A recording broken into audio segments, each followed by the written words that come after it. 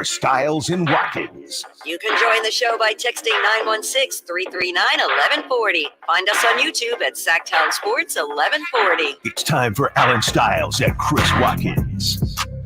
Yes. On a Monday.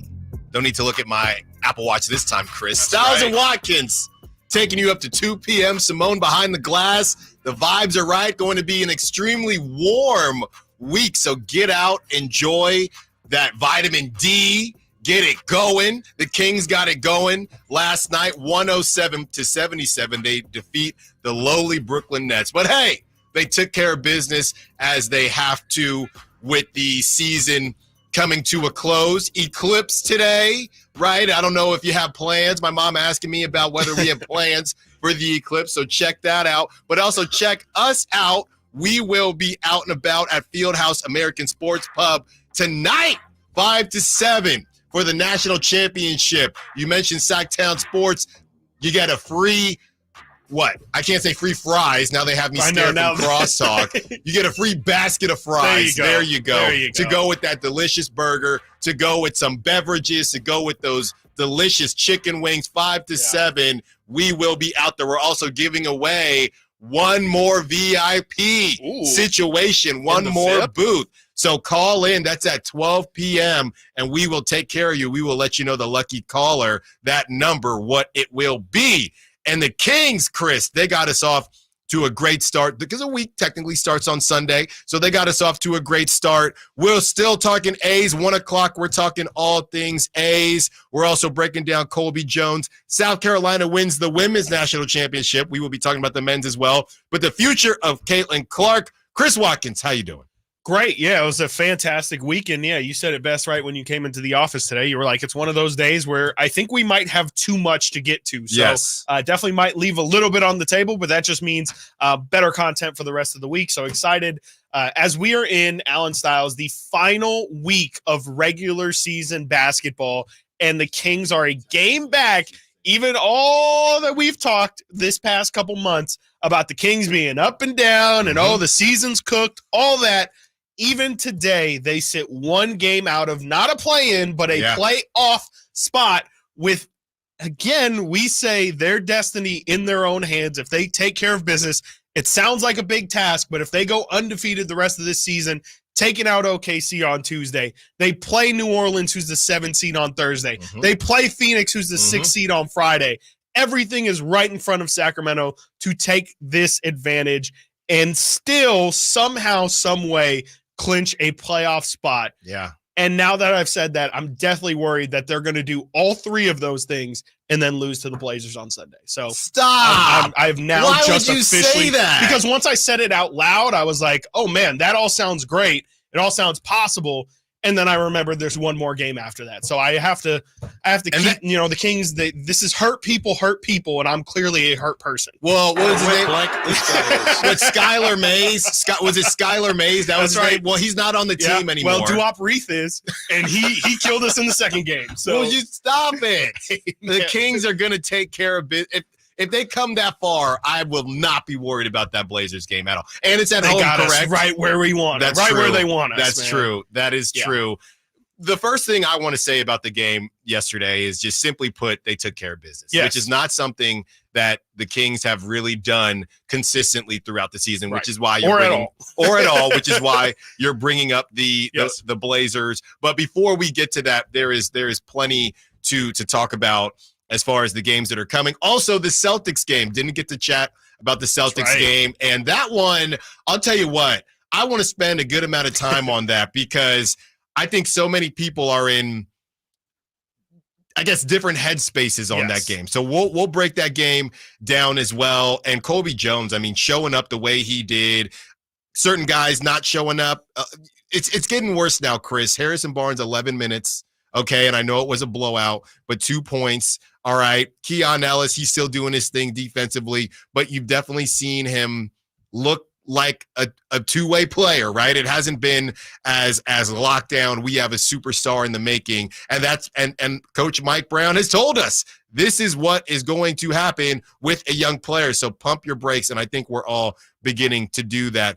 But now it's time for Frank Facts. Oh, man, yes. You can check out Frankie Cardicelli's articles at the end of every Sacramento Kings game over on SactownSports.com. You can also read his previews. I'm pretty sure with this being such an important week, at the very least, I know before the most important games, Frankie's going to have something up there on SactownSports.com. So just go on and check the website for all things Kings this week to help you navigate through what will certainly be just a hectic week. I mean, day by day, there's no games today because of the NCAA championship game, but starting tomorrow, this thing is going to be a daily shuffleboard on the standings. So definitely get prepared with SactownSports.com and Frankie Cardicelli, who's always going to lead you in the right direction. And now let's get into some Frank Facts. The win brought the Kings one game behind the 6th seed Phoenix Suns, who hold the final playoff spot in the West with just 4 games remaining. It was a rocky start for the Sacramento Kings after falling behind 14-7. Davion Mitchell came in with 10 points during the first quarter, and the Kings ended the period on a 22-5 run to take a 10-point lead into the second period. The Kings would then end the first half after finishing this first quarter on a 22-5 run. They would close out that second quarter on a 20-4 run, outscoring the Nets 58-26 in the final 18 minutes of the first half. Just sheer and utter domination. However, that's kind of where the domination stopped, because the Kings missed their first 10 field goals to begin the quarter. I'm going scoreless the first 5:22 of the period. Brooklyn trimmed their lead to as much as 15 points. Keegan established a new career high in blocks with 4. His previous high was 3 earlier in this season.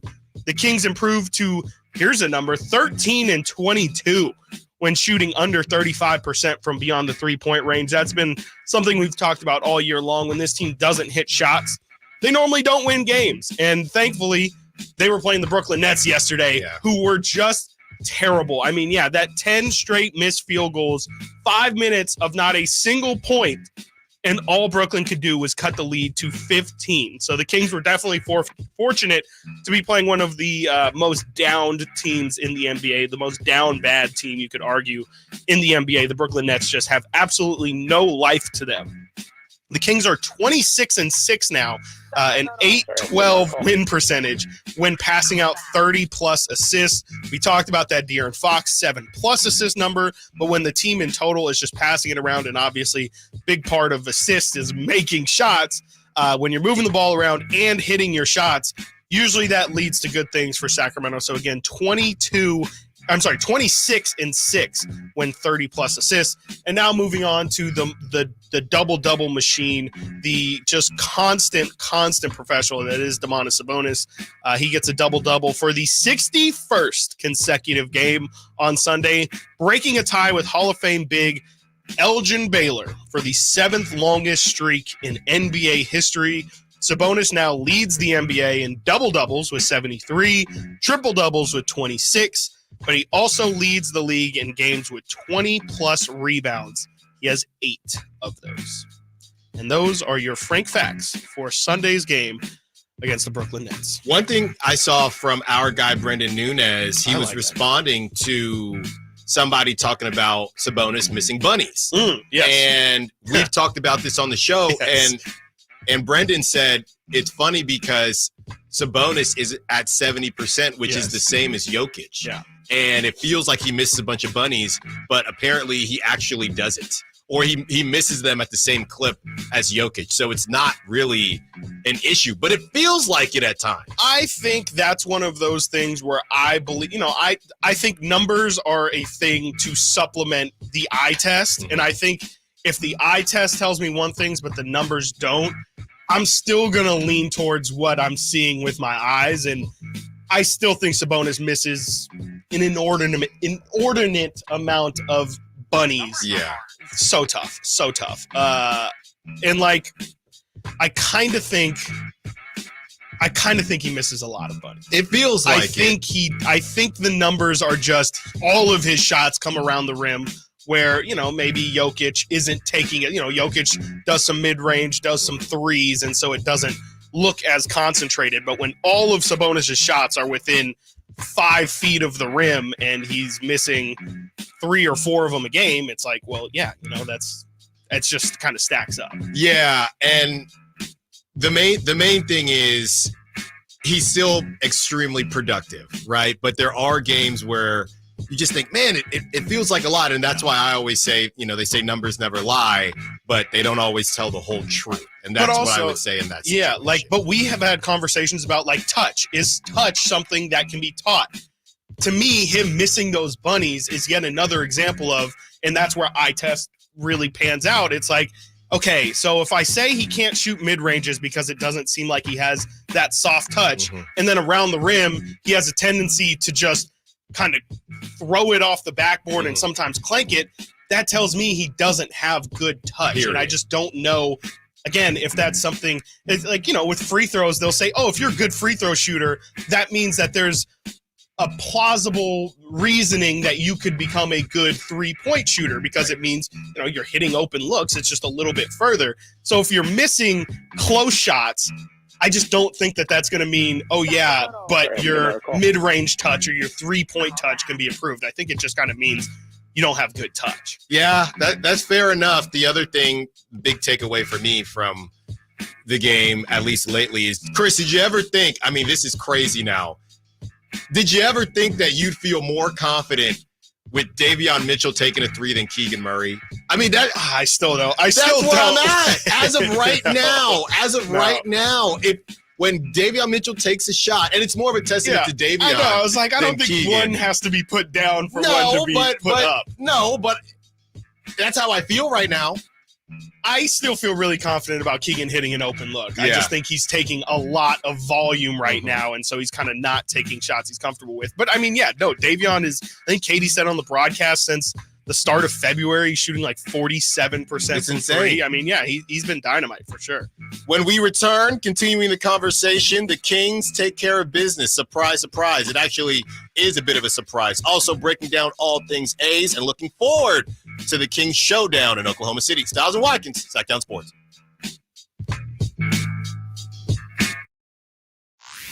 Keep it here to Sactown Sports for the Sacramento Kings push toward the postseason. Get analysis from our local shows, breakdowns from our Kings insiders, and all the thrilling moments from the G-Man. Keegan, quick catch, quick strike. There's another one up in the lights and in the well. 10 3-pointers made. Keegan Murray putting on an all-time scoring exhibition tonight. Sactown Sports is your proud home of the Sacramento Kings.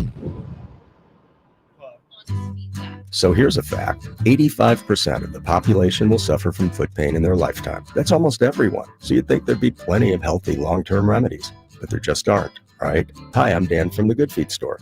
People come in all the time sharing the same frustrating story. Bought this, tried that, been there, done whatever, all different kinds of things, but all with a similar result. Nothing. A discouraging and endless cycle of disappointment. If this rings a bell, don't despair. There is hope. If you think you've tried everything, you probably haven't tried Good Feet arch supports from the Good Feet store. They're designed to relieve, even eliminate, the pain commonly caused by certain foot conditions like plantar fasciitis, bunions, flat feet, and others. Plus, provide better balance and increased comfort. See what we can do for you with a free arch support fitting. Just stop in or schedule an appointment. With over 200 stores, there's likely one in your neck of the woods. Find yours at goodfeet.com. Join Alan Stiles, Chris Watkins, and the Sactown Sports Street Team on Monday, April 8th from 5 to 7 p.m. at Fieldhouse American Sports Pub for some basketball madness and their mouth-watering full menu. 1310 Fulton Avenue. See you there.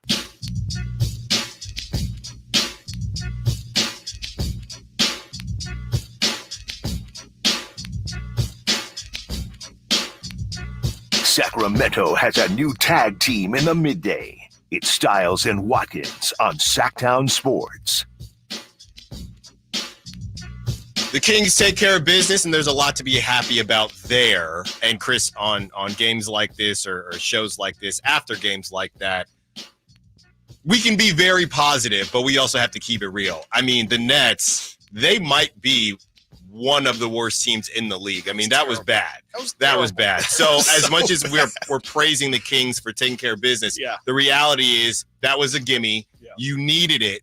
Right, and you're not going to have another gimme like that until the last game of the season. And I'm just assuming the Blazers are better than that. I would guess so because, like, again, the Kings scored, 107 points, went 5 minutes scoreless, and won by 30. That's crazy. That doesn't make any sense. Mikal Bridges deserves so much better. Get him out of there. He's going to go to the Knicks. I was thinking about this the other day, and it makes sense. I mean, he's already in Brooklyn. You got the Villanova situation. The Donovan Mitchell thing seems like it's kind of quieted. I don't know, just in terms of the specific interest in New York. I think the Mikal Bridges thing makes a lot of sense, and he does not need – I don't know what's going on in Brooklyn. That must be – one of the toughest teams, and this is coming from a Sacramento Kings station here. The Brooklyn Nets supporting them must be one of the toughest things in these past 10 years. After the whole, traded all their picks to the Celtics and missed out on Jason Tatum and Jaylen Brown, and then to go through, weird years and then get Kyrie, that Harden blows up in less than a year or a year and some change. And now you're stuck with Cam Thomas putting up 30 shots a game. He is a bucket, though. He sure tries. He definitely tries to be a bucket, and the Kings weren't necessarily a bucket either. No. And again, there's plenty of good things to talk about. We're going to get into Colby Jones and how important he could be going down the stretch, which is another feather in the cap to Coach Mike Brown. We saw Colby Jones earlier this season, then didn't see him again, and here he pops up in the Celtics game.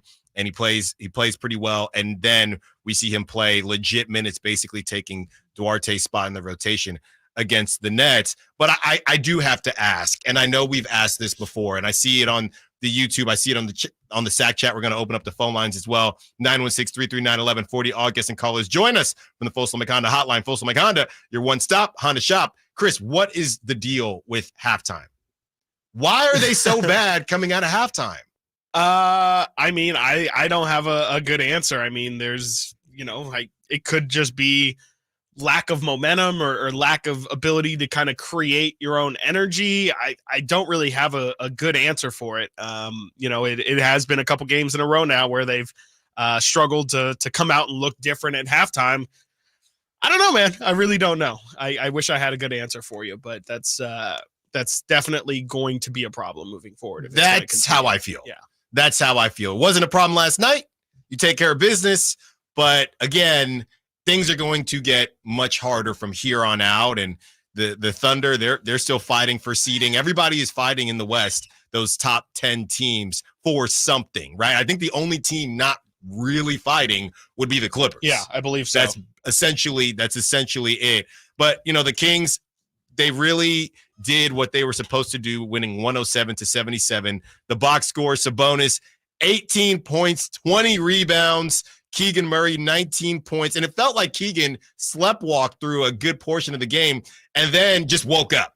And to the tune of 19 points, 6 rebounds, 4 assists. There goes your playmaking aspect for Keegan Murray. De'Aaron Fox, a game where he was a little quiet, but he could afford to be a little bit quiet. 20 points, 3 assists, 5 rebounds as well. The bench chimed in. Trey Lyles, 14 points. I really like what I'm seeing from Trey Lyles ever since he came back from that injury. He's really been rocking and rolling, and the Kings truly need it. And Davion Mitchell, 2 for 5 from 3-point range, 4 for 4 from the free throw line. Love it. Talk about it. 12 points as well. 3 assists, more of that playmaking aspect. I mean, crazy numbers here, Chris. I know we go back on the plus or minus, and when you blow a team out, things are going to be absurd.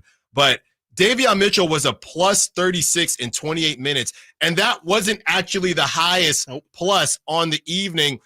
Trey Lyles with a plus 37 in 29 minutes. Just absurd. And I know the Brooklyn Nets are in the dumpster, but you really got to be happy as a palate cleanser coming off that Celtics game that we will break down, but really just great effort all around from the team. Yeah, absolutely. I mean, you hit the nail on the head there. I mean, the bench points to me is the big thing. 42-26 advantage on the bench points. Yeah, Trey Lyles and Davion really just step up, and that's been the trend since really Malik went down. I think those two have definitely stepped up their games the most since those two have kind of gone down, and it's came at just the right time. I mean, you see Davion knocking his threes down at a high clip, the 12 points from him, and just the ability to stay on the floor and impact games. Like I think it's huge for Davion to kind of be, I guess you can say, taking this leap at the end of the year. You just absolutely love to see it after his opportunities have kind of been stifled a bit because of just how many players the Kings feel like they need to get in there.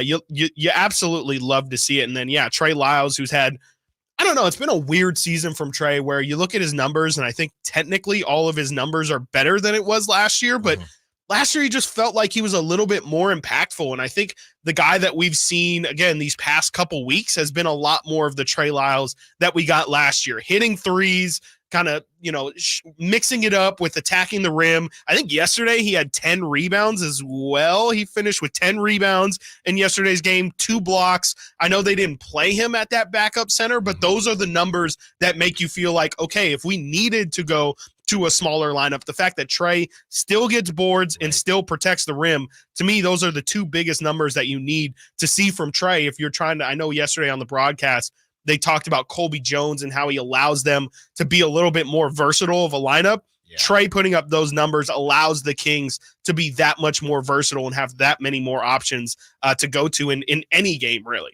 Yeah, and on the defensive end, I mean, I know that they're a dumpster fire, but holding Mikal Bridges to 8 points is outstanding. Love it. Dennis Schroeder he scored 4 points. Even 12. Cam Thomas, who he's going to try to put it up, they held him to 21 points. He was 8 of 18, 2 for 7 from 3-ball land. So defensively, anybody can get hot. Even Alani Walker, we've seen him in the playoffs the last season get hot. He played 25 minutes and only scored 6 points. So the defense showed up. Yeah. Yes, we understand who it was against, but it's better than what we've seen before. Mikal Bridges with the career night against the Kings. We've seen it all. And that's how they lose that game. And that's how they lose that game. But instead, did you know Kevin Ollie was their coach? I had no idea.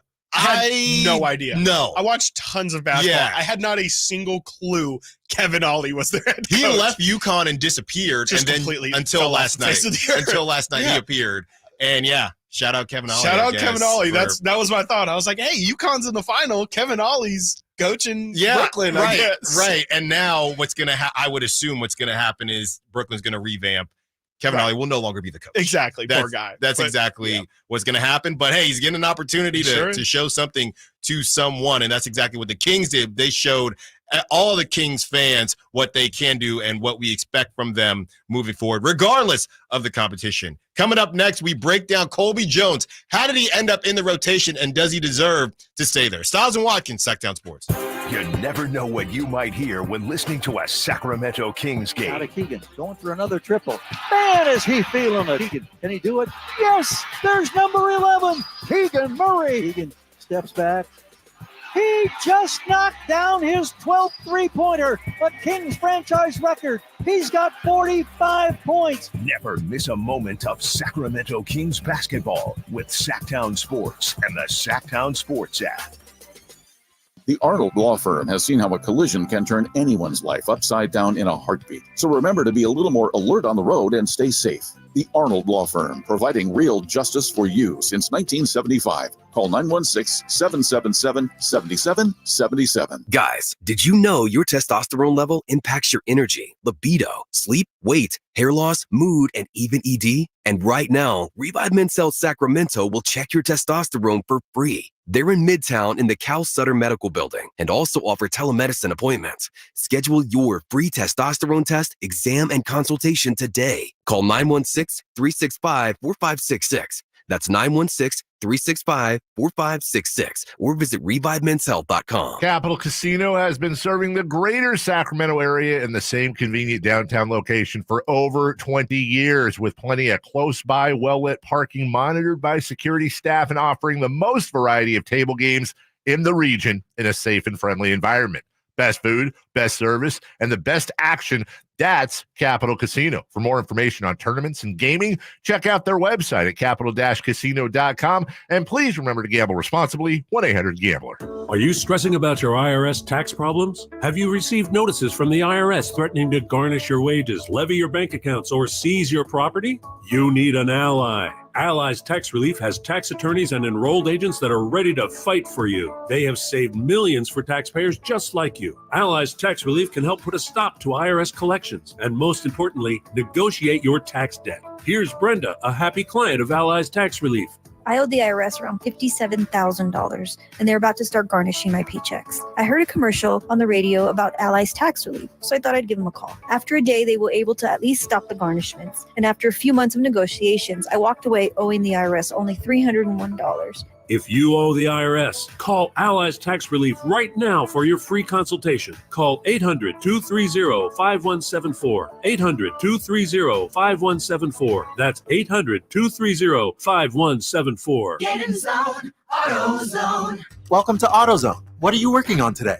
I think my battery's dead. With free battery testing and charging, we can help you get back on the road. Get in zone, AutoZone. So what if I need a new one? We have the right Duralast battery for you, only at AutoZone. Get in zone, AutoZone. And what about my old battery? We can recycle it right here at America's #1 battery destination. Get in zone, AutoZone. Restrictions apply. Progressive asks, what do a slow Friday night, bored teenage boys, I'm bored. a pack of fireworks, This is gonna be awesome. and a teetering branch suspended over your car have in common? Look out!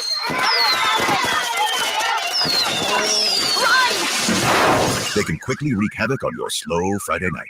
Uh-oh. Bundle your home and auto with Progressive for great savings and round-the-clock protection. Progressive Casualty Insurance Company, affiliates, and other insurers. Not available in all states or situations. Welcome to a brighter future with Aztec Solar, serving Sacramento since 1980. Everyone knows that solar saves money. How much? The answer is a few clicks away. Visit yourpowersavings.com. It's fast, easy, and reliable, giving you instant insight into your potential savings. I used to pay $400 a month to the power company, and that $400 a month added up to $48,000 over the past 10 years. That all changed when I switched to solar with Aztec Solar. Now it's your turn to stop overpaying for electricity. Calculate your solar savings right now at yourpowersavings.com. And Aztec Solar will email or text you how much you'll save every month. Plus, we've got an exclusive offer for you. Get your solar electrical system for just $9,995 cash price after incentives. Don't wait. This deal won't last forever. Visit yourpowersavings.com today and take the first step towards energy independence with Aztec Solar. Country in the Park is back May 17th and 18th at Cal Expo with Brantley Gilbert, Dustin Lynch, Jay Cohen, Walker Hayes, and more. Tickets start at just $46. Country in the Park, May 17th and 18th at Cal Expo. For more information, visit CITPFest.com. Brought to you by Fidium Fiber, Dawson Oil Company, and Good Guys Heating and Cooling.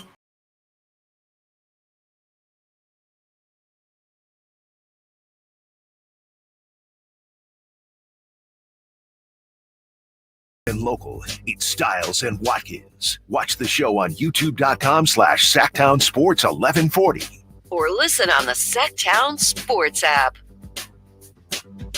On the Sac Chat, those that can see us, Aaron says, "Orange, you glad you turned into Stiles and Watkins?" We're both wearing a version of orange. I guess, yeah, yours is like more of a burnt. Mine's more of an auburn. Yeah. Yeah, I guess. Yours I think is Auburn's straight is up a little more orange or a little more red, but Simone? It's fine.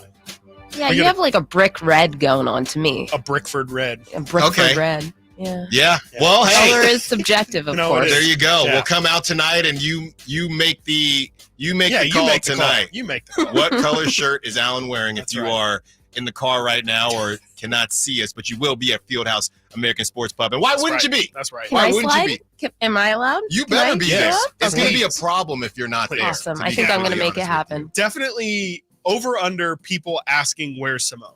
Oh man, It's going to she be at doesn't least show up. It's going to be at least two. I'm I'm saying going to say 2.5. Yeah, I was saying 4.5. Yeah. I'm super friendly. I don't bite. So There you go. yeah, Pictures, autographs. I guess. Get Simone's John Hancock if you so choose. And we are doing a special edition of Prop Talk where we will choose players from the national championship today. Zach Edey, rebounds. Okay. Did you see, by the way, Tracy Wolfson, did you see her in the step ladder?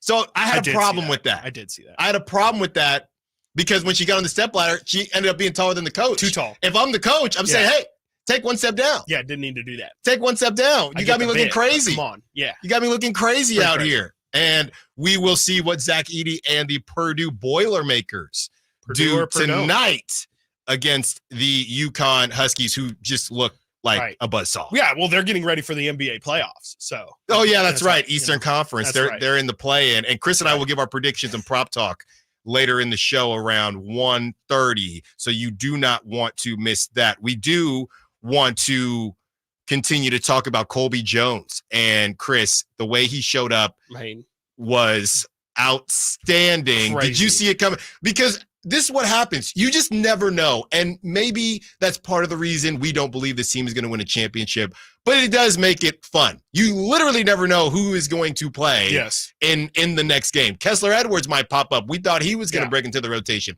Now it's Colby Jones. We think he might break into the rotation. What did you see from Colby Jones? And what do you think that Coach Mike Brown saw from him as well? No, I mean, it's, I know you and I have gone back and forth today on wrestling, but I'm going to throw a wrestling example out there. It's kind of like the Kings rotation. I wish I knew which event specifically this is referring to. And I think I might have even said this on air before, but it's very much like, okay, we know Trey and Davion are coming in. And then at that point, it's just, is that Colby Jones's music I hear? Is that Kessler Edwards' music? Like, it's just a complete random. You have no idea who you're going to get. And I think that's really how it should be based off of how all these guys have played. Like, Kessler's played good in moments, hasn't played great enough to really hold down that spot. Duarte. Somebody's saying Royal Rumble. Royal Rumble. There you go. Thank you. And Duarte has had some moments, but definitely not enough consistency. He's also got the most opportunities of everybody. And I think at this point, it's like, look, Colby's played incredibly this season in Stockton. I definitely think shout out Stockton Kings, who did lose yesterday in the Western Conference Finals in the G League. But I definitely think that they missed Colby a lot in their game. But Colby has shown out all year in Stockton. And I think him just kind of continually playing games, you see what it did for Keon last year or going into this year. I think it's played a huge factor into Colby being ready. And I think, he hit the ground running. We saw him, like you said, play earlier in this year. And there were some good moments. I think people wanted to see more of Colby Jones. And then he was just kind of ripped out of the rotation. And like you said, never to really be seen from again after he got stripped those 2 times in Houston. I'm for it. I think that we're going to see, I think this is kind of who Colby Jones is. I don't think he's I think he's got the capability of lighting up the scoreboard. He definitely can put up 14, 16 points in a game if he starts hitting some threes. But I think more times than not, he's going to give you exactly what his stat line was. 7 points, 4 rebounds, 4 assists, 3 steals, 2 blocks. He's the definition of like a combo guard. He's a 3-and-D guy. And I think I said this yesterday on the post game. I think the key here is, even though it is a rotating cast of people, it's the fact that last year in the playoffs, Davion Mitchell was the outlier on this team. It was, oh my God, Davion has to play on Steph because we have nobody else who can even think about playing defense. So you still have Davion this year. You add Keon to that, and now you add a guy like Colby Jones. It's just getting more bites at the apple of these 3-and-D guys. So you go from one guy almost being force-fed minutes because he's the only one who really commits on that end, to now having 3 different options to plug and play. You can play them together. You can do really whatever you want. It's just more versatility. And if you want on the right night, you can throw Duarte in that mix as well. What would you say is the big difference? Because what you just kind of said sounds like Keon Ellis. So what is the big difference between Colby Jones and Keon Ellis? I don't think there necessarily is a massive difference in terms of what they bring production-wise. I think Colby is a little bit taller. Colby's listed at 6'6". I think Keon's listed at 6'4". Keon's got great wingspan, but I think Colby seems to be a little bit more put together. Yeah. Like, Keon's a pretty skinny guy. Yeah. Colby on the muscle milk. He on the muscle milk. A little bit. Yeah, like, he's pretty built out for a guy who's only a rookie. So I think it's just kind of that. I think that's really the biggest difference is they can play Colby a little bit more at the 3, which they did yesterday, and they play Keon a bit at the 3. But I think Colby just kind of brings a little bit bigger of a body and more offense than defense, where Keon at this point is more defense than offense. I was just looking at Chris Duarte's contract details, and I actually don't know what they are. Well, the club exercised for this season and next season. He's a restricted free agent after next season, the 2025 season. I think he's going to be a sweetener in some type of deal this summer or before next season's trade deadline, because what you just said, I mean, there's just too many. There's too many cooks in the kitchen. There's too many cooks in the kitchen. Yeah. You're always going to go with the younger talent. Always. And Duarte had his chance. Yes, thank really you. Yeah. We hope that it worked out. Obviously, we know what he did, with the Pacers all those years ago, but it just I don't see why he would be necessary to be on this roster anymore.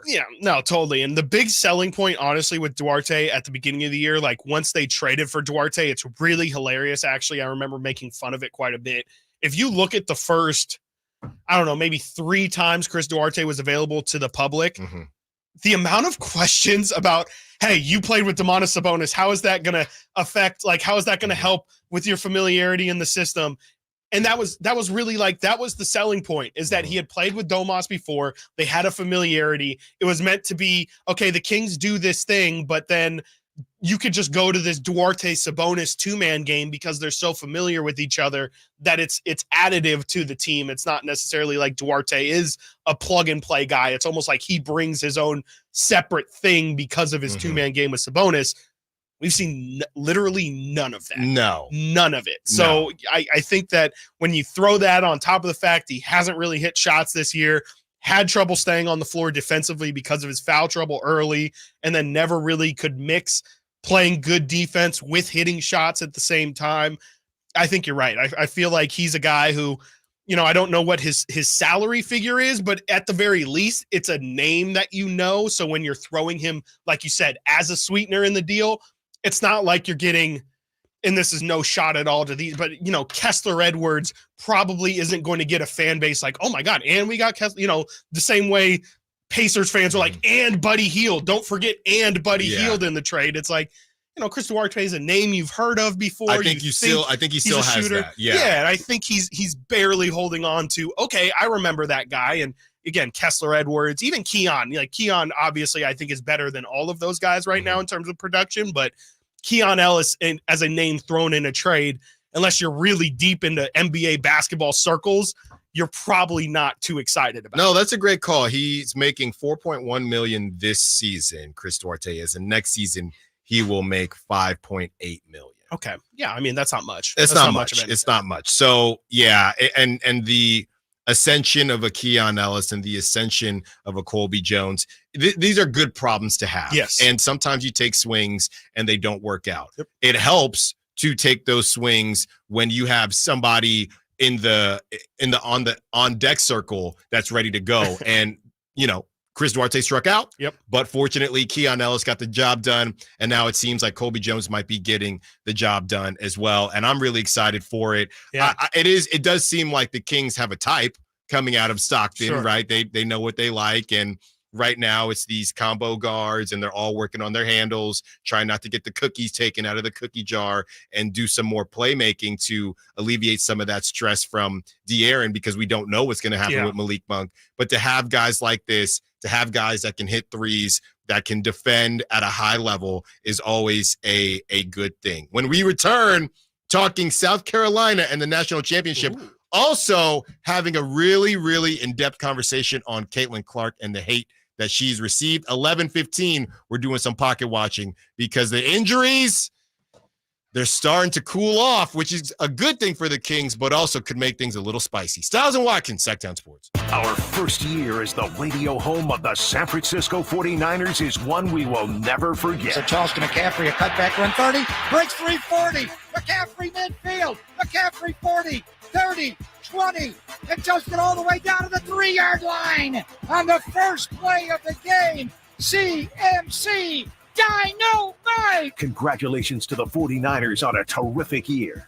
And thank you for so many wonderful memories. Are you someone who tries to drive while distracted by your phone? Someone who props it on the steering wheel or peeks down at it for a glance? or just scrolls and scrolls? I'm Craig Ashton of the injury law firm of Ashton and Price.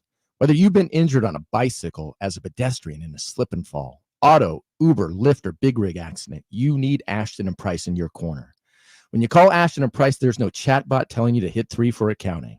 You're greeted by a real live person who will immediately transfer you to an experienced attorney. The consultation's free, and there's never a fee until you win.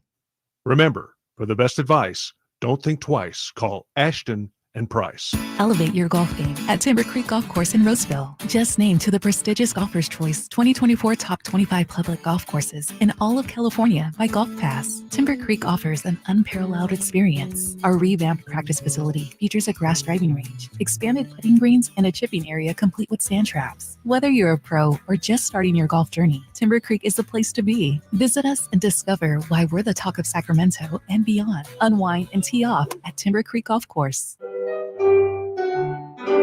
Timmy, everybody. Great job. Next up, we have Samantha. 10 times better performance can make a big difference. Castrol Edge Motor Oil gives your engine 10 times better high-temperature performance. Castrol Edge, better oil for maximum performance. Now through April 23rd, get a $15 gift card when you buy 5 or more quarts of Edge or Edge High Mileage Full Synthetic, only at O'Reilly Auto Parts. Claim based on Sequence 3 H test versus API SP test limits. If you're looking for a new couch, you could cut down on expenses by bundling your car and renter's insurance with Progressive. Because you know you've had this couch for too long. Sure, you've had good times together, but a ripped-up cushion is not a fond memory. It's a sign. Notice how other people have couches with 2 armrests? Now that's living, right? No, it's just normal. So bundle your renters and car insurance with Progressive and put the savings toward a new couch. Please, it's time. Progressive Casualty Insurance Company coverage provided and serviced by affiliates and third-party insurers. Not available in all states. Power Business Technology is proud to be 100% independent, locally owned, and managed Toshiba copier dealer. Local ownership cuts out the red tape, allowing ourselves to never be too busy to personally answer the call when our clients need us. Recognized for excellence in service execution, training, and customer service, we're proud to be named a 2022 Toshiba ProMasters Elite Dealer. Contact us today for all of your business printing needs at 844-POWER-BZ. That's 844-769-3729. Or visit us at powercopiers.com. Hey, what's up? We're talking to Chad Hoblet, a Hoblet Dodge Chrysler Jeep Ram in Woodland. What's going on for Ram Truck Month? We are very excited to be celebrating 75 years in business. And what better way to celebrate than helping you get the hard-to-find heavy-duty Ram you've been looking for less? Right now, you can save up to $8,000 off MSRP on new 2024 Ram 2500 Tradesman Crew Cabs. And with California's biggest selection of new Ram trucks, you're sure to find the truck you need. Wow, 75 years. That's pretty amazing. It all started with my grandpa and great-grandpa's dream, and it's grown over the years to where we've had a chance to serve tens of thousands of customers and show them there's something special about Hoblet you just can't get at those big city auto mall dealerships. Come experience the difference at California's #1 Ram truck dealer. Search, select, and save through our whole inventory at HobletDodge.com. Unbeatable prices, unbeatable selection. Nobody beats Hoblet. Period. 8,000 total net savings after 4,000 factory rebates and 4,000 dealer discounts. Rebates include 1,500 commercial bonus cash and 500 first responder bonus cash. Must be current member of eligible First Responder Association. Private this discount. See dealer for details.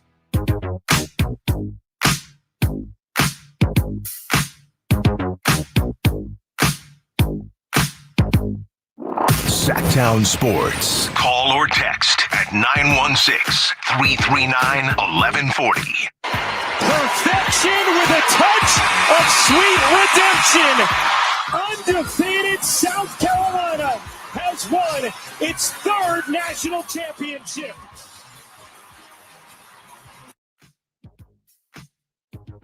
Perfection. Dawn Staley, South Carolina Gamecocks win the national championship, avenging their loss against the Iowa Hawkeyes and Caitlan Clark from the year before. A perfect season for South Carolina. And the numbers haven't come out, Chris. I'm sure they will during our show, or maybe they already have, because I'm sure the numbers were ridiculous. They've been breaking records. Women's basketball has this whole time, and it lived up to the hype. It was a good game. South Carolina, just the better team. They got it done. And by the way, did you know where Dawn Staley coached prior to South Carolina? I do not, but I have a guess now.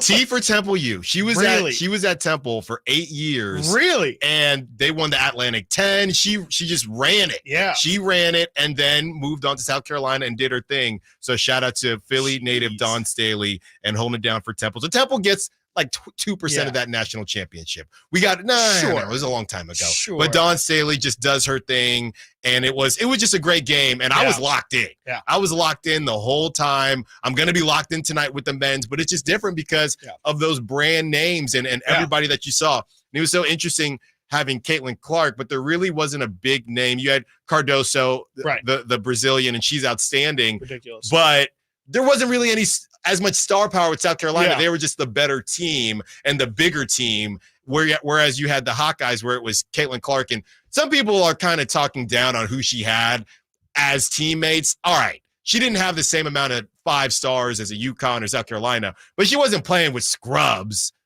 Or did you think so? I don't love her teammates. Okay. I think that her team last year was a little bit better all the way around, but yeah, I mean, I think the clear disadvantage that they had was in the post. I mean, Cardoso was an absolute monster. I mean, she was 5 inches taller than Iowa's biggest person out there. And Stolke. Yeah, I mean, Stolke played great in the Final Four game, but she just didn't really have much of an answer for anything Cardoso could bring her, which makes sense. I think that's been a common trend all season long. It's why South Carolina is undefeated, is they just absolutely dominate in every area that they dominated in that game. It's hard to score in the post, and you're just going to get I mean, the rebounding advantage for South Carolina pretty much made that game impossible for Iowa to win unless Iowa hit 65% of their threes. And, it was good on Iowa to keep it as close as it was for as long as it was. But they showed a graphic before the game. Every single time the Naismith Player of the Year had played the number 1 overall team,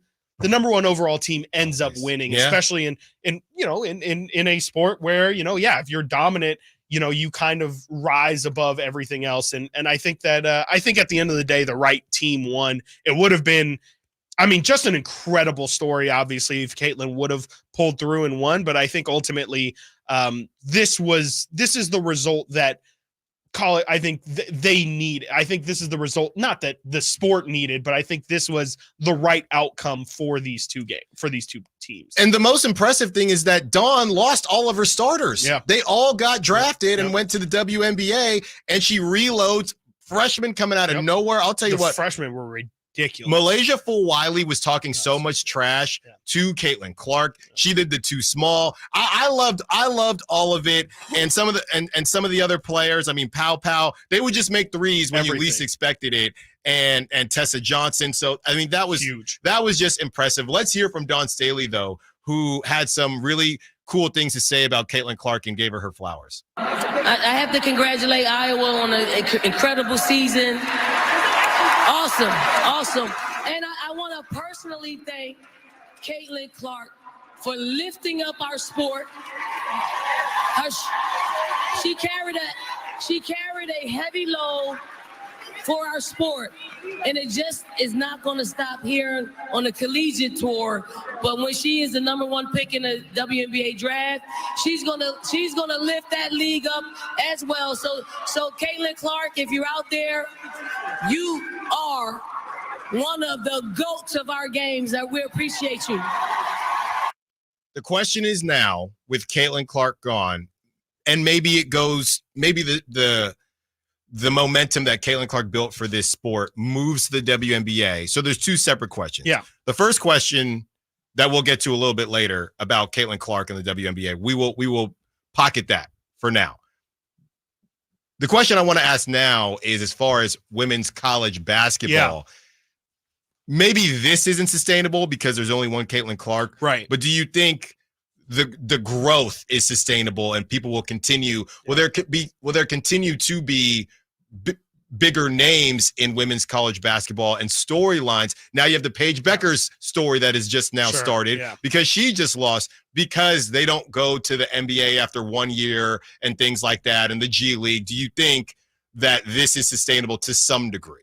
Yeah, I definitely think so. I mean, I think it's crazy to me how people say, oh, this is just a blip. This is just a one-off. And it's like, I mean, we've had situations like this before where, Candace Parker was huge when she was in college. You could argue she wasn't as big when she hit the NBA, or WNBA, which is what I think a lot of people are saying about Caitlan. But just in terms of the college game, this happens. If there's a special talent out there, we end up hearing about it, even if, quote unquote, we don't pay attention to the women's game. Rebecca Lobo was huge when she played. I think that it's, Maya Moore, obviously the list goes on and on and on. And I think it's just going to be next up. Yeah, if Paige decides to, I think Paige has the decision of whether she wants to stay at UConn for one more year or she enters the draft. I'd imagine she probably stays. It'll be her time to shine next year, and you'll probably get a lot of attention on her side. Juju's up next. Absolutely. Like I said, Texas has a freshman that's really good. Notre Dame has a freshman who's ridiculous. I just think year after year after year, you're going to hear more and more names. And as Paige plays somebody next year in the finals, who knows? Maybe it'll be Juju Watkins, and it'll be the same kind of story that we had this year where you have a redemption arc and all that stuff. I just think it's going to continually get passed as long as there's still that that talent that's still coming up. I think that's really where, the game is kind of faltered is you have a big moment, but what's following it up? And that follow-up hasn't been there immediately every time. And it feels like there's as good of a chance for that lead up or for that build up to have happened this year. I think Juju's going to be a really big star moving forward. I think Paige Beckers is going to continue this on to next year. It's tough to tell. I don't think it'll ever get to Caitlan level, but I think Juju has you're telling me if Juju doesn't have 5 50-point games next year, we're not going to be paying attention, and then seeing how she continues. Maybe she breaks the all-time record for most 50-point games. Like, you're telling me people aren't going to tune into that? I just think it's going to be on the players to continue to be great. I just think that there is a good line of players to do that. Yeah, and the Caitlan Clark thing, it's also how she did it. So Juju, she is just an all-around scorer, but as far as it being as polarizing as pulling up from right after half court and things like that, that won't be at least not now, won't be the calling card like it was with Caitlan Clark. But I definitely think there is enough to at least have it similar, right? I mean, there's only one Caitlan Clark. Now I'll ask the second question as far as Caitlan Clark moving into the WNBA, not even necessarily about whether or not she'll be successful or not. It's more about, do you think, and this kind of ties into the hate that we're going to break down as well, do you think that Caitlan Clark's her promise and her stardom, will it be able to drive WNBA or will it fall off? And I guess she has to be somewhat successful for it to grow, right? I think people will tune in, and if she's pedestrian, they'll tune out. Sure. Yeah, no, I think the WNBA is getting a huge benefit from the fact season starts in a month. The draft is this week, I think it's this weekend. So it's all kind of stacking onto each other. It's not like, okay, the story's here and then it disappears for 4 months. And then it's like, oh yeah, I forgot Caitlan's in the WNBA and that even started. Like, it's going to kind of feel like it's just a continuation of the story. So yeah, I mean, I think tons of people will probably tune in Caitlan's first week, depending on who she plays. If they play the Aces or if they play the Liberty, I'm sure that'll be a massively viewed game. But, the WNBA season is longer than what I think people think. I mean, at the same time, it's 30 games. So I think it'll have people's attention for the first week, maybe the first 2 weeks, as it kind of does as the news cycle kind of goes. But you probably won't pay much more attention to it until probably the end of the WNBA season, where if the Indiana Fever are in a playoff position, I'm sure all that hype will ramp right back up. But yeah, if Caitlan and the Fever just kind of have a 500 season or below that, I'm sure that some of the steam goes away. But that's where the WNBA is not women's college basketball. There's stars that all they need to do is get you in the door.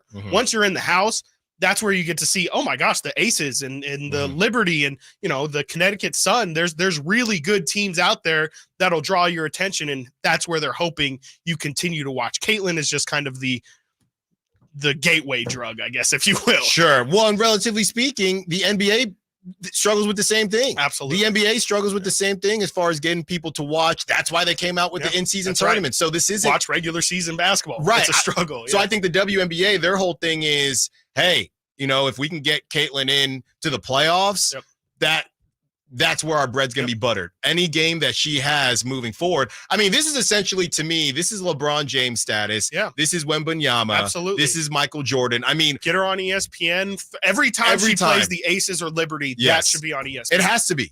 It has to be. You just have to do that. You won't have anything like it. And to that point, and to your point about who Caitlan was playing with at Iowa, now she's going to be playing with other pros, right? Aaliyah Boston, right? Last year's national champion. Who she beat. Yeah. Yes. Yeah, who Caitlan beat in the Final Four. So I think that Caitlan will be successful. Will it be what she was in college? Right. Who knows? But I don't think it has to be that for the WNBA to. I think it has to be somewhat like that. Absolutely. But the WNBA can anything that Caitlan brings will be a win. When we return, it's time to have that conversation. The Caitlan Clark hate, fair, foul. Do you feel like it's more than with other athletes? And do you feel like other WNBA players are doing right or wrong by her? Stiles and Watkins, Sactown Sports. Subscribe to Sactown Sports on YouTube and watch the Carmichael Dave Show with Jason Ross, Stiles and Watkins, and the Drive Guys. Live Monday through Friday from 6 to 6. Plus view archive shows and exclusive content. Subscribe at youtube.com/Sactown Sports.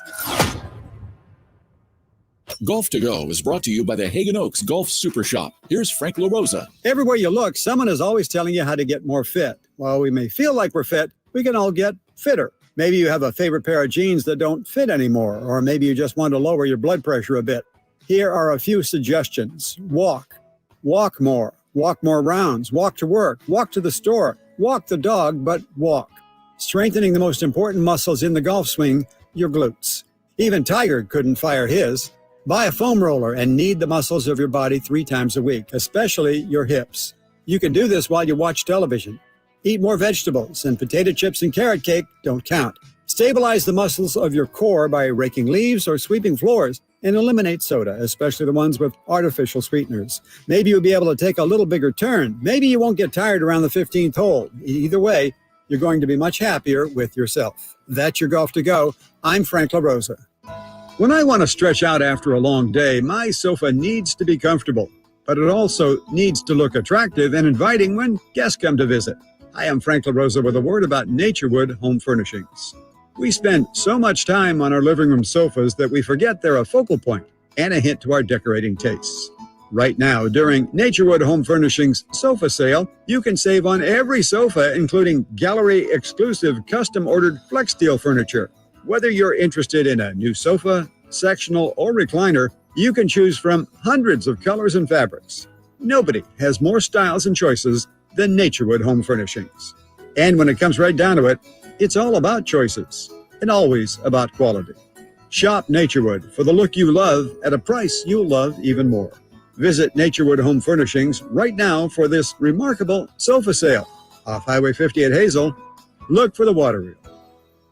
Guys, did you know your testosterone affects everything in your system, including how you feel and perform every day? Right now, Revive Men's Health Sacramento will check your testosterone for free.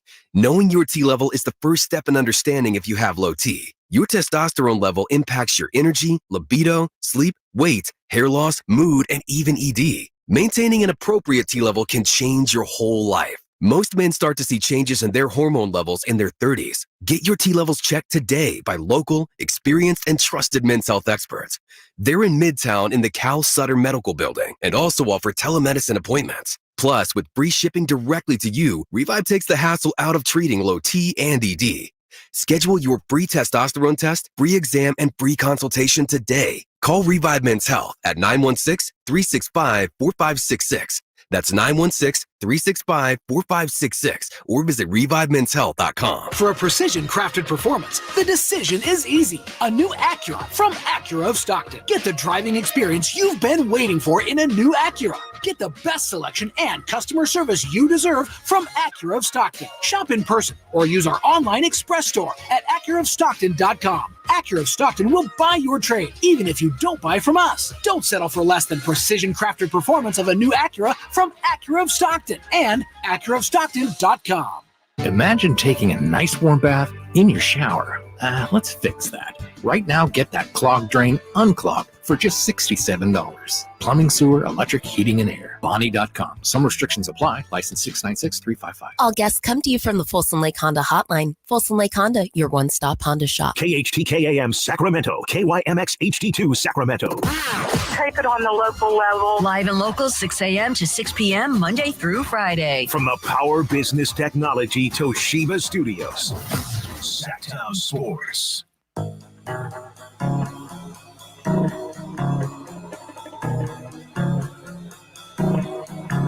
Sacramento has a new tag team in the midday. It's Stiles and Watkins on Sactown Sports. We are, Simone is telling us, Simone, so we're 40 minutes away from the best view of the eclipse. Is that what it is, 11:40? No, I think you said 11:16. Oh. I don't know. Yeah. No, yeah, you're right. I thought it was a different time. We're at the top of the hour. It is 11:16 will be the maximum partial. Okay. My bad. 11:16. Okay, 11:16. Okay. Wear protective Let's try to make eyewear. sure that we're on break during that period so that, people can do both. That's right. That's right. Nothing like the Off the smooth tip. sounds of Chris Exactly. Watkins' voice. For the first, what is it? This happens every 20 years or something like that. Isn't that right? It's something like that. So, yeah, I mean, what better way to, bookmark and timestamp. But that's why I get confused. Once in 20 years. First total solar eclipse since August 2017. Yeah. Well, then why is this so special? I think it. Here you go. Here you go. California is not included in the path of totality. The path of totality. I love that stretches phrase, from path of totality. Texas to Maine, and the United States won't see another total solar eclipse until 2044. So this is the last time for another 20 years. So it happens twice in, what is that, 7 years? No, but that's just here in America. So you can go somewhere else in the world and be under the path of totality. Yes. That's what it's trying to say. In Sacramento, 35% of the sun will be obscured as the moon passes between it and Earth. Great. The 2017 eclipse peaked at 79% of the sun being covered and resulted in a mild darkening of the skies. Man, I remember. Eclipse is just a cool word, though. Yeah. It is. Yeah. I remember where I was for that 2017 eclipse, and I was on a windowless airplane. That sounds really scary. By the way, my seat. Okay, just my private jet. Yeah, wait. Just my seat didn't. I was the window seat, and it was like kind of like a emergency exit situation. So I had absolutely no window, no chance of seeing that bad boy. By the way, just so everyone knows, and you'll meet Simone tonight, but she's really into this. I mean, she's got on a NASA shirt in Nassau, Bahamas, wherever we are. So shout out to NASA and Simone she's feeling it. We might need to fill someone in to be on the boards because she's going to be good. Yeah, I was like, is there like some mystical thing about the eclipse? Like, oh, this will throw off people's No, I feng mean, shui or something? I'm not really an expert in that, but I think for you guys, it's particularly auspicious. Maybe it's like a good luck sign or something that we're having our show in the middle of it. That's right. That's true. I get a groan from Chris Verlaud back here. So No, I appreciate that, Simone. Thank you very much. It's all about growth, and we will see how much Caitlan Clark grows as she heads to the WNBA and how much women's basketball grows. But there's been a lot of hate, Chris, and it's come from all sides. And there's a lot of ways to kind of slice this thing up. But let's start from the top, and then we'll get into some sound. Do you think the hate from that Caitlan Clark has received, I don't know if it's fair or foul, but do you feel like it's been more than with other athletes? Yeah, I would say so. I think that there's a lot of like, oh, this is just hype. Like, oh my God, I'm tired of everyone talking about this. Like, I get it. It's just too much. And I get a lot of that. I hear a lot of, I get it. She's good, but is she really this good? And I think that's from people who haven't watched. Yeah. A lot. To me, it feels like we do this thing where, and I'm being honest here, it feels like we do this thing where we only call out, and just a collective we, wherever you fall on this spectrum, we only call out certain people receiving hate. And I feel like I feel like all athletes receive hate. Absolutely. And the bigger your star is, the more hate you're going to receive. Sure. Caitlan Clark is the biggest star that we've ever seen in women's college basketball. So her love is going to be stronger than we've ever seen, and her hate is going to be stronger than we've ever seen. Is pretty simple to me. Sure. That's how I feel about it. I just don't think I think the sources of the hate are a little strange to me. That feels more excessive than what it usually is. And I mean, I do agree with you, definitely. Like, you know, it's the bad. You're never as good as people say you are. You're never as bad as people say you are. And that's always going to exist, just on different levels completely. But it feels, again, like there's a lot of people who are trying to delegitimize what she's doing. And it's not as if she's just an exciting player who, you know, is just I mean, she is gunning for sure, but she's also hitting a ton of those shots. It's not like it's, oh yeah, like, you know, you catch the right game and yeah, she's great. It's every single night she's doing absolutely ridiculous things. And that's the part where I say a lot of the hate is coming from people who don't watch, because to me, and I said this in the Final Four game, the thing that makes Caitlan a different level of greatness is the level of expectation is there walking into every single game.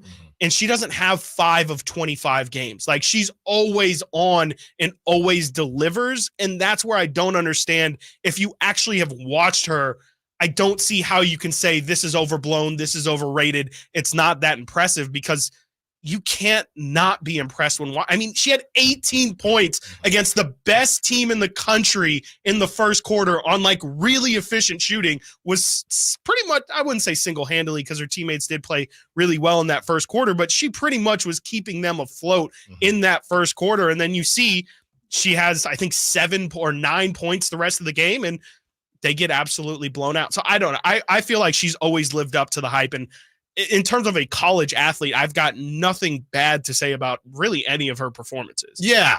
I just think, I don't know, this whole thing gets so awkward sometimes, and it goes places where it doesn't need to go. Yeah, definitely. And, you know, I appreciate you for just keeping it kind of between the lines, no pun intended. And Diana Taurasi, who another great, right, who came up through college basketball, then WNBA, she is receiving a lot of hate for her comments about Caitlan Clark. And she also had some comments about Angel Reese. And a lot of people aren't really talking about that one as much. But let's, and I will discuss it, but let's hear from Diana Taurasi on SVP and what she had to say about Caitlan Clark.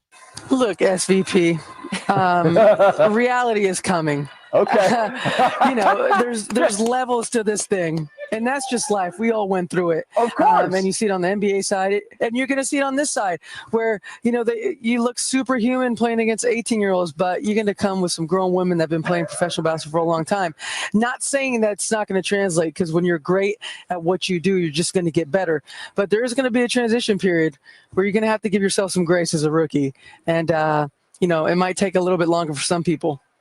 So she said that about Caitlan Clark, and people were kind of up in arms about it. But the thing that she said on the Manning cast that they did during the Final Four, they were showing a clip of Angel Reese, and Angel Reese was being Angel Reese, and she was waving bye-bye. And Taurasi says, say goodbye to your, or say bye-bye to your career, or something like that. Yes. Saying that about Angel, or saying Angel saying that to about the person?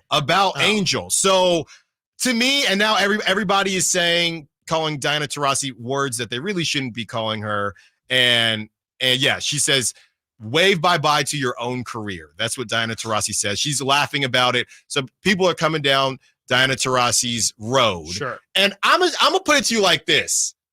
I like it. Yeah. I don't know that it's coming from a good place. Like if Diana Taurasi is thinking, if I become the villain here in my later years, this will actually help the game. I don't think she's thinking that. I want to stop you there, because this is who she is. Also. Sure. This is very, and people don't Diana know that because they haven't been watching, yes. myself included. Yeah. But me not even knowing that, right? I think it's good for the game. Yeah. Because everybody's saying, I think you do have to give Caitlan Clark some flowers, and maybe you're hoping that Diana Taurasi actually does that. Sure. But as far as storylines, random dude from random random state that was never planning on watching, are they going to watch more because Diana Taurasi sat there and said, Caitlan Clark just did such a good job, and we're so thankful? Are they going to watch because of Kumbaya? No. Or are they going to watch because Diana Taurasi had some things to say about Caitlan Clark and Angel Reese, and now here we are 2 months later, and Caitlan's dropping 35 and on her. Caitlan got Diana on an island. Yeah. Okay, so I'm with it. Yeah, no, I for don't sure. know if that's why Diana did it. I don't think it is, but I think it's good for the sport. Yeah. Every sport needs storylines, and Kumbaya does not create storylines. Should she give some of it? Sure. But I don't really have a problem with it. It makes me want to watch more. Yeah, no, absolutely. That's actually a fantastic perspective to have, because I think that can't be lost, is that, you know, these ladies still are very, very competitive. Like, yes, it is great that she's growing the sport, but at the same time, Diana Taurasi is not Sue Bird. Sue Bird is out of the league. Yes. Diana Taurasi is still, she's holding on, but she is still in the WNBA. She's still going to play Caitlan in like 2 months. And so, yeah, like, I think you're totally right. Like, this would probably be a nothing burger if the shoe is on the other foot and this is a guy. Let's say, like, if LeBron is saying, hey, Cooper Flag, all great that you're good, but there's a lot of big men in the NBA, so you better get ready to bang around. Chet Holmgren, you better get ready for Sabonis every night, because he's not going to take it easy on you. I think you're right. Like, this is a part of competition, and just because, you know, they are all are very supportive doesn't necessarily mean that they all have to be super supportive all the time. And what's crazy about that is that people get mad at the NBA for being too kumbaya. Yes, that's right. But now you're mad at WNBA for not being kumbaya. That's a great point. So which is it? No, which is it? I had somebody in my mentions yesterday, and they said nobody came down. That's like if people were coming down Wembanyama's road and saying and talking down on him. And I said, that's because the NBA doesn't. Why would the NBA do that, right? The NBA doesn't need to create storylines and things like that. You were going to watch Wembanyama regardless. Exactly. Again, I don't know if that's why Diana Taurasi, I think she was doing it authentically, which is even better. Is even better. But come on now, don't act like, oh my gosh. I think there is something to do with gender here, and there is a little bit of, oh my gosh, just women being catty again. But if it was dudes, you say, this is what we like. Right, exactly. This is what we like. Go own it on the floor. But since it's women, now it's, oh, they're just being catty. They're not pulling each other up. And maybe Diana Taurasi could go on to say, and she does in that clip, she says, hey, everybody goes through it. Yeah. But she also picked Iowa yesterday as well. There you go. So, but hey, I'm not going to sit there and you know, kiss the feet of somebody that I got to play in a couple months who hasn't done anything in this league. So, is that why Diana Taurasi did it? Probably not. Yes. But in my opinion, it makes more people want to watch. Why did everybody watch Angel Reese and Caitlan Clark? Because Angel Reese had turned herself into a villain, and you had that storyline. That's what you need. If it's all kumbaya, this is what y'all said y'all wanted in the NBA instead of them working out together. That's right. So come on now. Come on. I know there could be a little bit more lifting each other up, but I'm sure if Diana Taurasi gets cooked by Caitlan in the WNBA, she will say, you know what? Caitlan did her thing, right? Or whatever it is, but she just wasn't going to do it prematurely, and I personally liked it. When we return, we're pocket watching. Is LeBron James throwing games? Stiles Watkins, Sactown Sports. The only place you'll find De'Aaron Fox is Sactown Sports. Spins away from the defender, in the paint, soft floater. That's a great play by De'Aaron Fox. Hey, Sacramento, it's De'Aaron Fox, and you're listening to the home of the Sacramento Kings, Sactown Sports. Your local sports leader. Seems like all this artificial intelligence stuff stirs up the age-old debate of man versus machine. Hi, it's Dan from the Good Feet store, and let me ask you, would you let a robot cut your hair? Would you rely on an app to teach a kid to ride a two-wheeler? Let's face it, some things require the human touch. People come to us seeking a solution to foot, leg, and back pain after trying all kinds of things recommended by in-store machines or website blurbs. An impersonal, generic approach to solving a problem that's unique to you. No wonder they usually don't work. At the Good Feet store, you'll meet with an arch support specialist who will take the time to learn about your needs, your feet, your lifestyle, and then fit you from over 300 models and sizes of arch supports, designed for pain relief, better balance, and more comfort. See what we can do for you with a free fitting. Just stop in or schedule an appointment. With over 200 stores, there's likely one near you. Find yours at goodfeet.com. Join Alan Stiles, Chris Watkins, and the Sactown Sports Street Team on Monday, April 8th from 5 to 7 p.m. at Fieldhouse American Sports Pub for some basketball madness and their mouth-watering full menu. 1310 Fulton Avenue. See you there.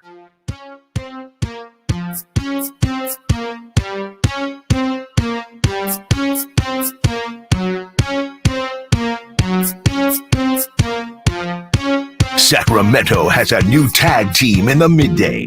It's Stiles and Watkins on Sactown Sports.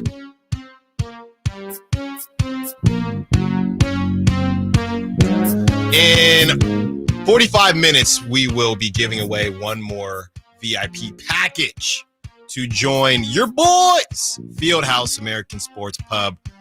And Simone will pick the number. We've decided Simone will pick the number. That's at 12 p.m. to kick it with us. You get some free fries. You get to hang out with the crew. So that is at 12 p.m. And if you don't happen to win, join us anyway.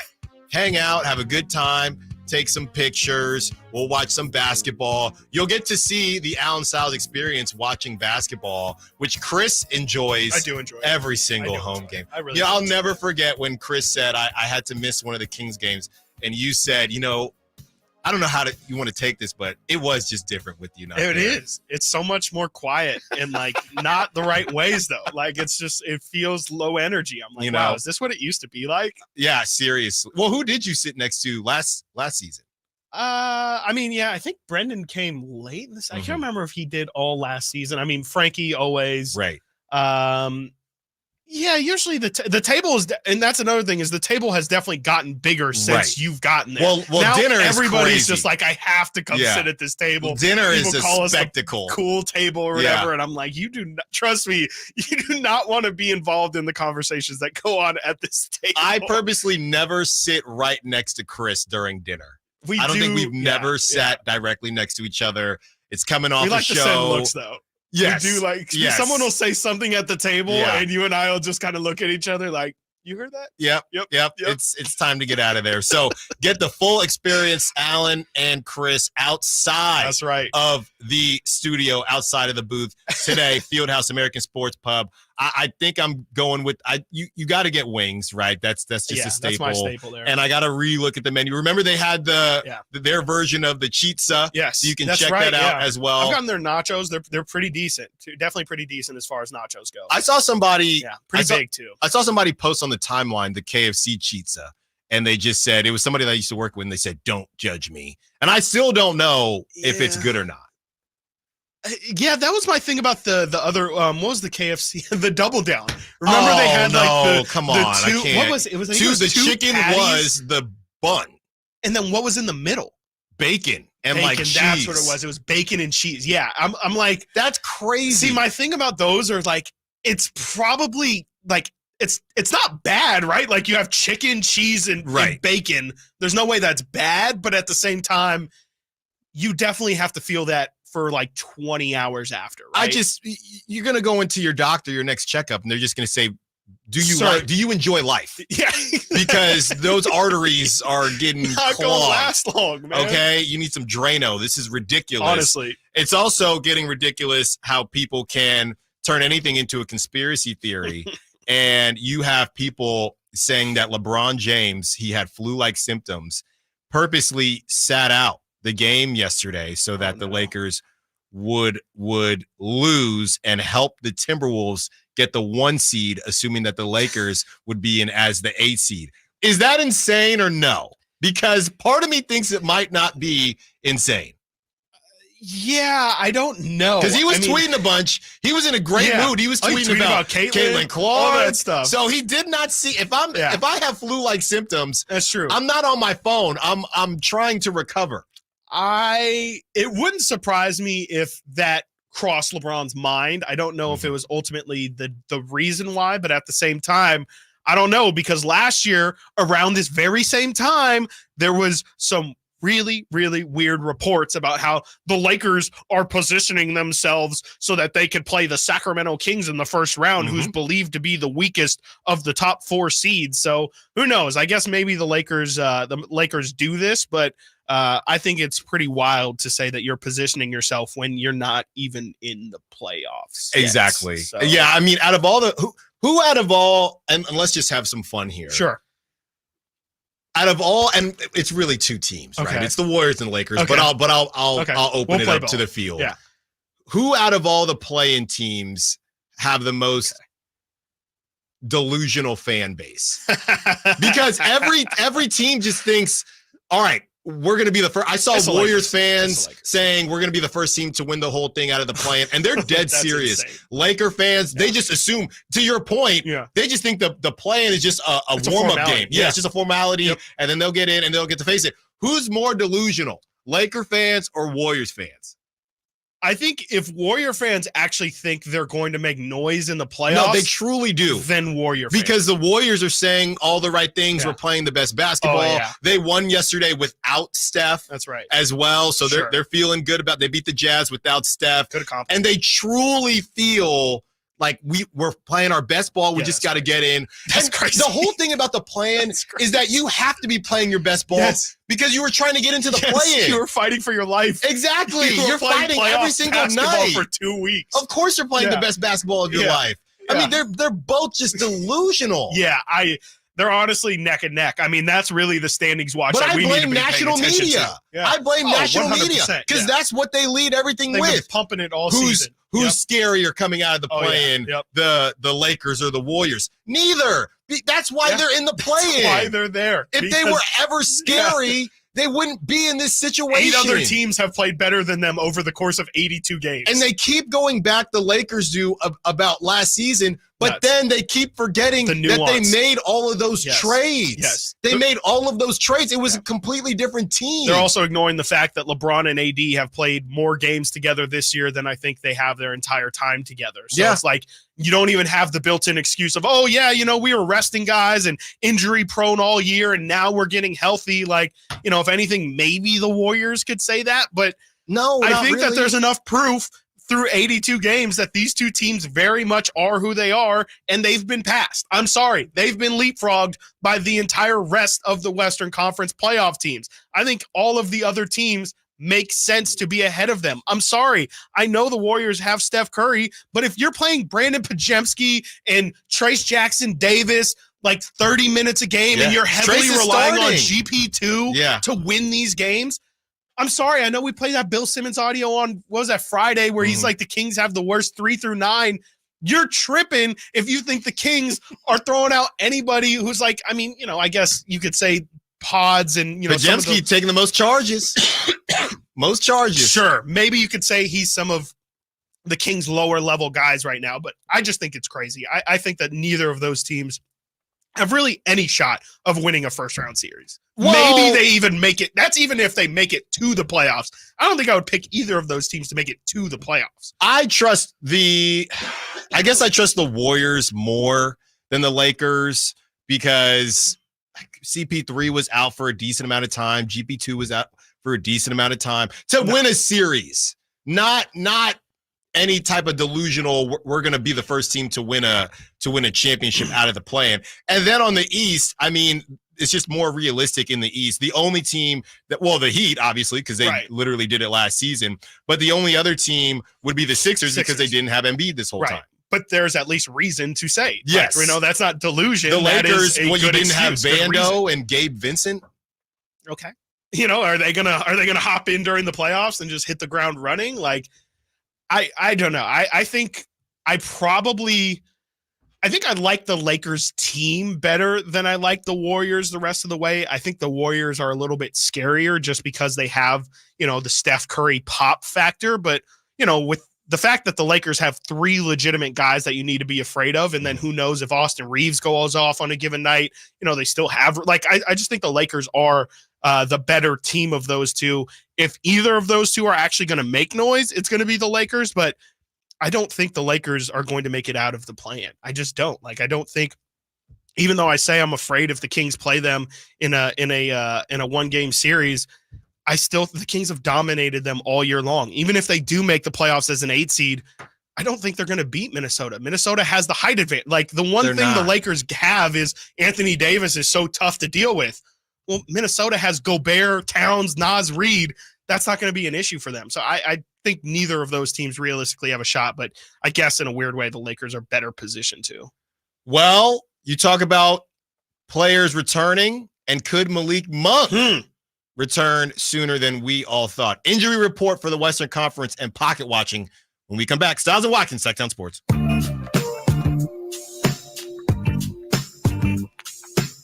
The NFL's leading rusher plays here. And a handoff to McCaffrey, walks in the end zone. Handoff to McCaffrey, takes it right down to the goal line. He does his thing again. McCaffrey goes in motion right. Backwards pass led by Juszczyk. A block there. Hurdles a man. 10, 5, touchdown!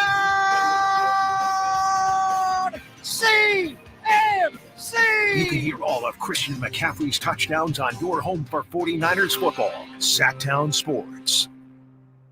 When you take the time to shop at Folsom Lake Honda, there's one thing you'll always find. Happy people ready to serve you. As a family-owned and operated dealership since 2009, customer service is our #1 priority. Our customers love doing business with us, and you will too. Looking to own or lease? During the spring sales event, drive a brand new Accord or Civic. Visit us today at FolsomLakeHonda.com, your one-stop Honda shop. Folsom Lake Honda, yeah, your one-stop Honda shop. Jiffy Lube has a special promotion going on right now. Simply purchase a Pennzoil Platinum full synthetic oil change at Jiffy Lube and receive a $25 e-gift card from popular brands for food, gas, and more. It's that easy. Simply purchase a Pennzoil Platinum full synthetic oil change and receive a $25 e-gift card. So basically, going to Jiffy Lube can get you a free lunch or a pizza for dinner. That's what we call added value for the consumer. That's why Jiffy Lube is #1 in the greater Sacramento area for oil changes. Visit jiffylube.com for more details and valuable coupons today. The Arnold Law Firm has seen how an injury can turn anyone's life upside down. Whether it's a slip and fall, a car accident, or any other kind of injury. For almost 50 years, the Arnold Law Firm has been here to help you through the entire process to protect you and your family. If you are ever injured or in an accident, call the Arnold Law Firm. The Arnold Law Firm, providing real justice for you since 1975. Call 916-777-7777. That's 916-777-7777. Country in the Park is back May 17th and 18th at Cal Expo with Brantley Gilbert, Dustin Lynch, Jay Cohen, Walker Hayes, and more. Tickets start at just $46. Country in the Park May 17th and 18th at Cal Expo. For more information, visit CITPFest.com. Brought to you by Fidium Fiber, Dawson Oil Company, and Good Guys Heating and Cooling. Every beer has a history, but not every beer is as legendary as Coors Banquet. Brewed only in Golden, Colorado. Born of the Rocky Mountains. There's only one beer in the history of beer that has been as stolen, smuggled, and sought after as this one. It's time to find out why. Coors Banquet, brewed in Golden, Colorado. Served everywhere. 2022 Coors Brewing Company, Golden, Colorado. Celebrate responsibly. Let's face it, nothing makes you look older than you really are than thinning hair. But what if you could not only increase your hair count, but promote new hair growth without surgery, without drugs with potential side effects, and without a prescription from your doctor? Well, now you can, thanks to a breakthrough new supplement called Hair Grow, provided by New Nordic, the #1 supplier of dietary supplements in Europe. Hair Grow is now available in the U.S. Only Hair Grow contains Tocogaya, a powerful antioxidant that has received a U.S. patent. Multiple clinical studies show Hair Grow is safe and effective in promoting new hair growth. In one study, 95% of the patients using Hair Grow saw increased hair count. Don't lose more time and more hair.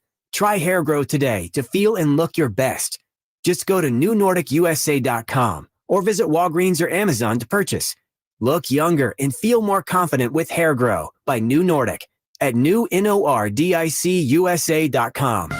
At aimyourdigital.com, we'll help you target the right audience, build your leads, and crush your quota. Take your business to the next level. Our digital marketing strategies help grow awareness of your product or service, all while building trust in your business. Our approach involves leveraging multiple tools and strategies to deliver exceptional results that are customized to your unique business needs. Don't wait to run out of sales leads. Keep your business growing. Get started with aimyourdigital.com today.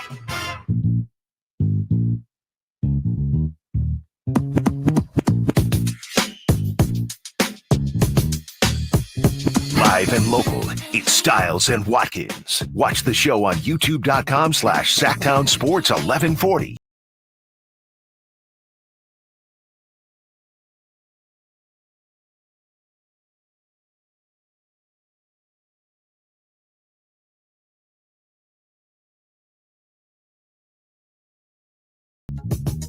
What a time to be alive as the Kings now, Chris, in the 8th spot.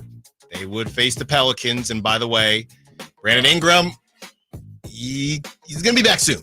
If he's not back when the Kings play the Pelicans in a couple days, he would be back most likely for that play-in if things stay the way that they currently are. But my guess is that they won't. My guess is that things are going to continue to move around. The Mavericks, I mean, kudos to them, man. They really just kind of took it and ran. Yeah, they took their ball and went home in a good way. And you know what? I appreciate you. And we spoke to some members of Mavericks media on this show, and we tried to talk ourselves into maybe the Mavericks tricking it off. And they just didn't. They are firmly in 5. Yeah. That's over. Put away the Rockets too. Yeah, their playoff hopes are dead. Exactly. They're done. And by the way, did you see how that game ended? The one yesterday? Oh, it was crazy. PJ Washington, real quick, had 2 shots at the line. Mavericks were up 3. Mm-hmm. PJ Washington's at the line to seal the game. He misses 2 free throws. Jabari Smith. Mm-hmm. Rockets were up 3. Jabari Smith Jr. is at the free throw line for Houston to seal it. Misses both free throws. Dallas comes down with like 5 seconds left. Guess who hits the game winner or game tying shot? Dante Exum. Almost literally same exact kind of situation that we saw here in Sacramento. Exum hits the 3, sends it into overtime. Dallas ends up winning in overtime. Rockets season's over. Dallas pretty much clinches the 6th spot. It's not how many you make. It's when you make them. Yep. And Dante Exum, he's got the clutch gene. Nuts. Watch out for him in the playoffs. Out of the league to hitting the biggest shots of the season. Yeah, and he completely, I mean, he was supposed to be a point guard. He was supposed to be. And what is he now? They kind of play him as like a small forward almost. It's like I don't quite get it. And yeah, I mean, even now he's not putting up. He's like 5 points a game, but it just feels like he plays, I think, just under 20 minutes and incredibly productive for him. I feel like he's the type of guy who he's gonna owe Luka some steak dinners if he gets another contract because he probably is benefiting from playing with one Luka Doncic, and of course that's what happens when you play with great players. So the Mavericks firmly in that 5 seed. I think we can put that one to bed. The 6th seed, however, is still up for grabs. Somehow the Suns have fallen into the 6th seed, which is good for the Kings because that's in front of them. And they also face the Pelicans. Whether Brandon Ingram plays or not, that's in front of them as well. Some pocket watching around the league. And like you said, Chris, yesterday was a huge day for everyone involved. Today, you have nothing. Absolutely nothing as we look forward to tomorrow. Looking at tomorrow, Chris, Kings at Thunder. I mean, it goes without saying that's huge. Pelicans at Trailblazers. We feel like we know how that's going to end. Clippers at Suns. So basically, Kawhi, when he missed against the Kings, that started a new Kawhi. Yeah. So now nobody knows when Kawhi's coming back. Yeah. By not being back. Old Kawhi. We want that old Kawhi, not that new Kawhi. And old Kawhi seems to be back. And you have the Warriors at Lakers. So huge games tomorrow. Massive. That's so huge. Yeah. And really, it doesn't really matter. But Celtics at Bucks. Yeah. I would say watch it for a good game with the way the Bucks are playing. Yeah. I don't think that's going to be a very good game. Well, and the Celtics, too. They're not going to play anybody. Exactly. Why would you do that, especially against a team that you might see if they get their act together later in the playoffs? These injury updates, Chris, they are something else. I know you have some notes to kind of break it all down. Yeah, so this is one that is gaining an alarming amount of steam here recently. Started by last night, Anthony Edwards, after their win, had some interesting things to say about whether Karl Anthony Towns, just unprompted too, had this to say about Karl Anthony Towns and him possibly coming back here sooner rather than later, which is really, really interesting. Saying just straight up quote, Cat is back, which is just out of nowhere. I mean, it really came out of nowhere. And then you had Shams as well come out this morning and pretty much confirm it and say he's working back. And there's video now I'm seeing on my social right now of Karl-Anthony Towns taking jumpers. So I know he was supposed to be back by the end of the first round, but I think there's now reports that they are optimistic is the wording that they're using. Optimistic that Karl-Anthony Towns will play before the playoffs even start. But I think it's so funny because you're on record saying that the Timberwolves may be better. They might be without Karl-Anthony Towns. They just might be. And what he brings to the table. And your argument was that they, I guess, are faster. They just kind of move the ball around better. Karl-Anthony Towns is a pretty big ball stopper. Like when it goes to him in the post, he either likes to go to work, or if he gets it on the perimeter, he kind of either likes to chuck it up or take a shot at the rim. So it just kind of keeps the ball moving a little bit more. And Anthony Edwards kind of is unquestionably the guy in those situations. And, of course, they would love to have Cat out there, but especially in the last 2 minutes, I think in the last 2 minutes is honestly where they need Cat because it's too much of just Ant. Mm-hmm. But saying that, I'm looking at it here, the Timberwolves have only lost 5 games in the 50. So they're 10-5, or I'm sorry, 11-5 without Karl-Anthony Towns out there right now. So obviously they need a talent like Towns, but I just kind of think in general it gives a lot of people more opportunity to be involved. Let's hear from Anthony Edwards, who had some things to say about Karl-Anthony Towns returning. Cat coming back soon. Cat will be back. We talked about that. There you go. There you go. Cat will be back. It's as simple as that. Mm-hmm. And here's Shams and Shams breaking it down in a little bit more depth. Great news for Karl-Anthony Towns. He participated in his first team scrimmage on Sunday since that March 4th absence that he's had with that torn meniscus. Anthony Edwards said post-game in his interview, Karl-Anthony Towns will be back. Cat will be back is the exact words. Indeed, I'm told he is very, very close to returning to action. The Timberwolves have 4 games this week, at home against the Wizards on Tuesday, then on the road Wednesday in a back-to-back against the Nuggets, and then back at home for 2 to finish the season, Friday against Atlanta and Sunday against Phoenix. There is optimism that Karl-Anthony Towns will play before the playoffs starts. And so that gives him, a 4-game window here. Let's see when he makes his return. But obviously great news. I don't think the Timberwolves, when that injury happened, expected him to come back, but he's been working out, progressing. Obviously, you have to work extremely hard with that torn meniscus after surgery to get back on the floor in just a little over a month. I think because of the band of characters on the Timberwolves, besides Anthony Edwards, because everybody is pretty high on Anthony Edwards and his ceiling. But as far as Rudy Gobert and Karl-Anthony Towns, honestly, I think people are sleeping on the Timberwolves. I think the Timberwolves, I think they could win the whole thing. I definitely think so. Yeah, no, I think that they're more than capable. I mean, you have a megastar in Anthony Edwards who scores easily over 30 points per game in the playoffs. You've got rim protection. I mean, they're the best defense in the entire NBA. That's definitely something that's going to work in their advantage. And they have 2 legitimate scorers. Like if Karl-Anthony Towns is going to be back for the entirety of the postseason, those are 2 really, really dynamic weapons that not a lot of teams are going to have answers for. Maybe you have an answer for one, but not the other.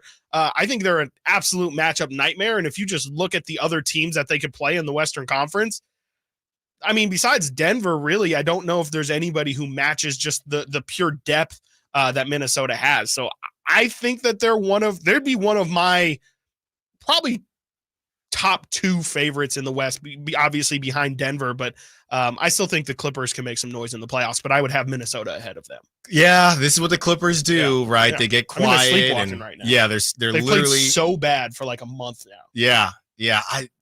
They're so funny to me, man. I just think they don't care.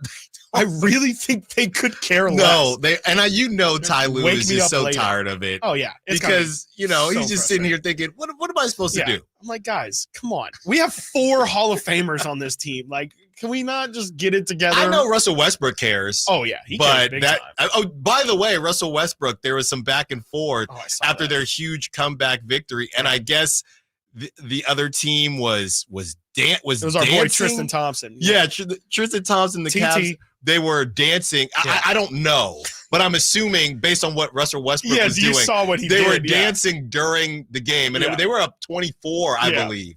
And Russell Westbrook, after the comeback victory, he's walking towards them. He keeps doing the He dance does like move. the little like Victor Cruz salsa. Yeah, and he says, then, that was you. get outta That here. was you. And he keeps doing it, and someone comes and gets him. So Russell Westbrook cares, but the rest of them, it's just, Wake me up later. It is just a confusing thing out there in LA. But yeah, the Timberwolves are scary, man. The question is, Malik Monk, can he make an early return? Is it worth the risk? Stiles Watkins, Sactown Sports.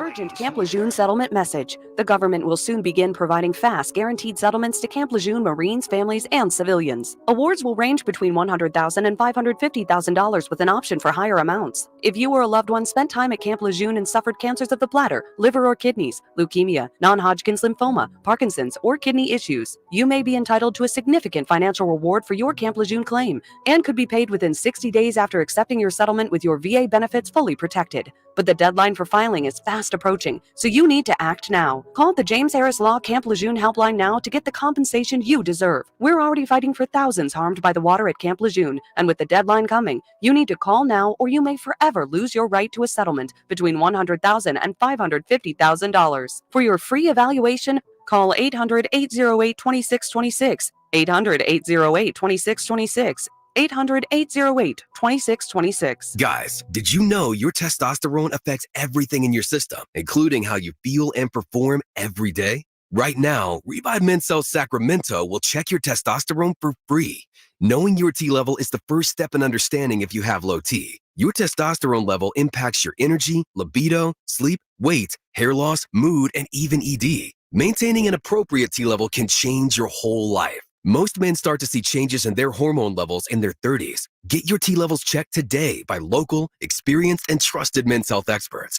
They're in Midtown in the Cal Sutter Medical Building and also offer telemedicine appointments. Plus, with free shipping directly to you, Revive takes the hassle out of treating low T and ED. Schedule your free testosterone test, free exam, and free consultation today. Call Revive Men's Health at 916-365-4566. That's 916-365-4566 or visit revivemenshealth.com. I'm Ken Korak with our first Green and Gold report for 2024, brought to you by Xfinity 10G, the network made for streaming. Well, for the A's to turn around their fortunes this year, they'll have to play better defense than they've shown early in the season. Now, bright spots on the mound. Paul Blackburn went 7 in the last game of the Cleveland series, 3 hits and no runs. And then Kyle Muller in the first game against the Red Sox comes out of the bullpen, 5 1/3, 1 hit, and 6 strikeouts. Want more speed? Well, Xfinity just increased their internet speeds, and they're faster than ever. It's time to get more out of your internet with faster speeds from Xfinity. Now through June 21st, get 150 megabit Xfinity internet for only $19.99 a month for 12 months with a 1-year contract. That's double the speed for the same great price. Click, call, or visit a store today. Requires paperless billing and autopay with stored bank account. Restrictions apply. Equipment, taxes, and other charges extra. After promo, regular rates apply. Actual speeds vary. Maida Chevy saves you $10,000 off MSRP on every new 2024 half-ton Silverado, LT, RST, and LTZ in stock after rebate. Over 50 to choose from. Exclusive all in-stock pricing at MaidaChevy.com. Together, let's drive. See deal for details. M43024.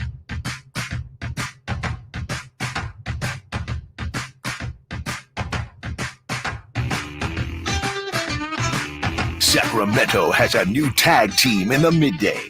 It's Stiles and Watkins on Sactown Sports. Join us. Fieldhouse American Sports Pub. 15 minutes. 15 minutes. We will give away one more VIP package. Simone will pick the lucky number. And you will see us, and we will have a great old time. Isn't that right, Chris? Yes, absolutely. I frequent Fieldhouse pretty often for my Thursday softball league. It's one of our go-to spots for sure. So definitely very familiar with it and excited to be out there, man. They have I mean, I think I think it's in our read somewhere, but yeah, I mean, there's tons of TVs out there. Me and Whitey were out there for the Elite 8 games, and you really couldn't ask for a better setup. I mean, I don't know.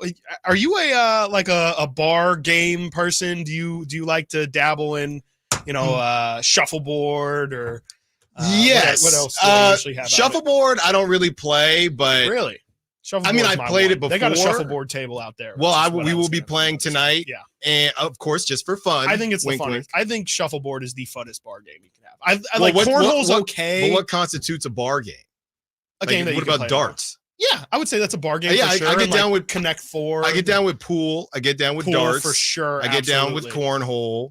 Yeah, but shuffleboard, I haven't really gotten down with too often. I understand how to play. It's just like the finessing, and there's nothing better than feeling It's like curling. Let It's it like go. curling. It's just like, but it's a sick feeling to just be like, that's gonna stay on the table by just that little half inch right there. There's nothing better than feeling like you have the touch. Yeah, and that's what I love most about. Well, shuffleboard. you talking a lot about it. We'll see if you got it tonight, because you play in twos. Are there pairs? Yes, it's in twos. Okay, but so it is like cornhole where it's like you're across from your teammate. which right. I don't right. love. You don't love that. Well, look, we won't be on the same team. Anybody that shows up tonight, maybe you'll get in on a shuffleboard. Is it a game or a match? That's a great question. Okay, I would well, guess whatever a it game. is, I would guess a I'll game. tell you this right now. I don't care how good Chris is. I'm not good. I just like having fun. There's no fun here. When it comes to games, I can't. I get real competitive. So we gonna see. Yeah. So come out tonight and get to see how competitive Stiles and Watkins will be. And we know how it might get crazy. And we know how competitive Malik Monk is, which is why we are now seeing a bit of it's not a nothing burger, but it's not a something burger either. It's somewhere in the middle. I guess apparently our guy Chris Biederman talked to Monk about who traveled with the team, which is a good sign. Yes. About how he's feeling, and there was, I guess, some optimism.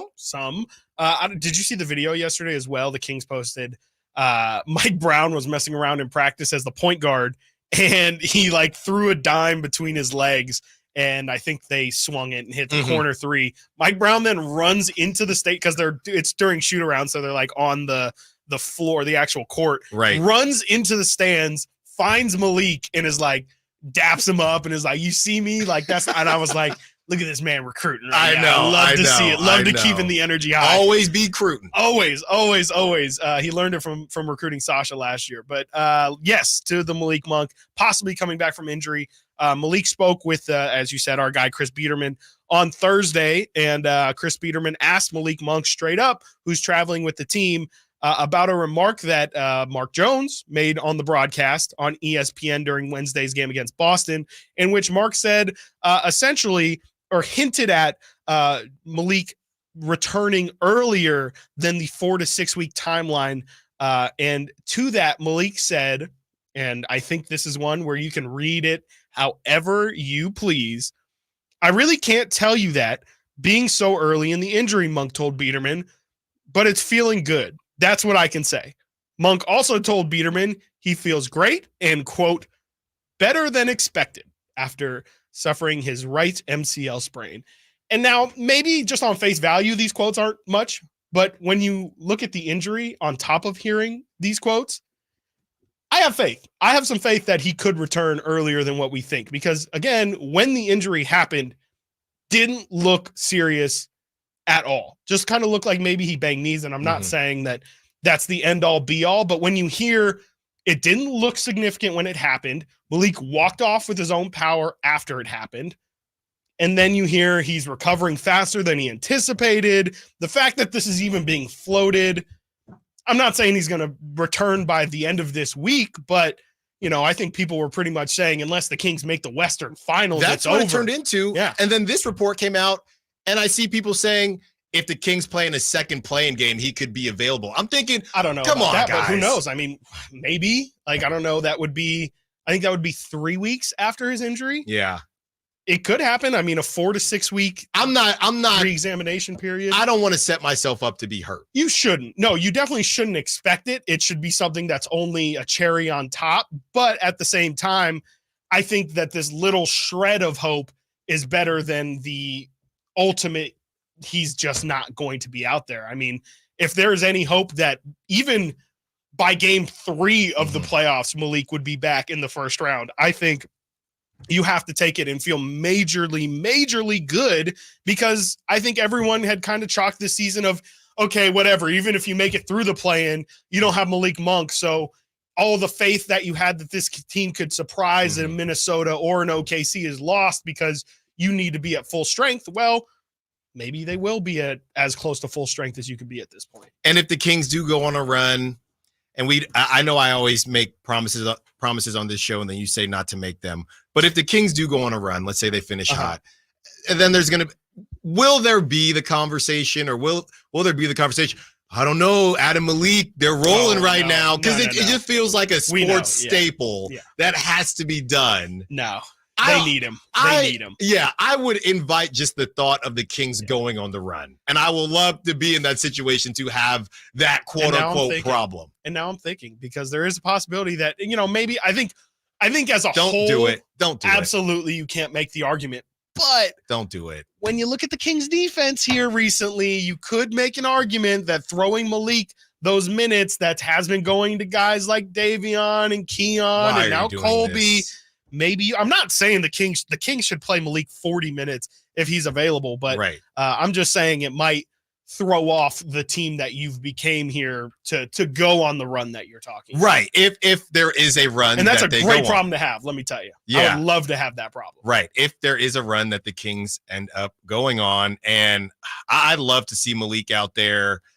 Hearing we want the Monk during the playoffs would be amazing. Yep. Even in the play-in, it would be good stuff. Yeah, looking here, Chris, just at the standings and the Thunder 1 game back of the Timberwolves and the Nuggets. So they're putting their best foot forward. I would assume whatever was going on with Jalen Williams and SGA, they will be available. They didn't play yesterday. Okay. They didn't play against the Charlotte Hornets, and both of them again. They barely beat the Hornets. They beat the Hornets by 3 on Sunday. Both of them again. Both of them again did not suit up. And I haven't even seen what the issue was, because I saw the interview, SGA's interview after the last game he played, and he was just saying he was a little banged up. There was no specific thing on what the injury was. Yeah, I'm trying to see if there's any updates yet.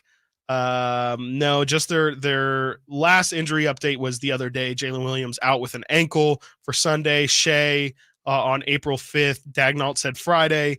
Gilgeous-Alexander returned to Oklahoma City on Thursday and will miss the final 2 games of the road trip. So as we know, the Kings do play OKC at home, so it does sound like at the very least he will be reevaluated coming home to OKC here. We'll probably get an update here pretty soon. I would think in the next 30 minutes to an hour, we'll probably get at least an injury report of some sort to see if Shea is involved or not. It seems like Jalen Williams will at the very least be on the injury report. No clue as to what his designation will be. I hate to keep doing this because you can't live in the past, but there will be so many conversations about missed opportunities of the Kings, because I'm doing this in my head, Chris. You went to New York and it was just Jalen Brunson in the gang. Yep. Right. The Celtics, which we're going to break down after the break here. The Celtics, no Jaylen Brown, no Derek White.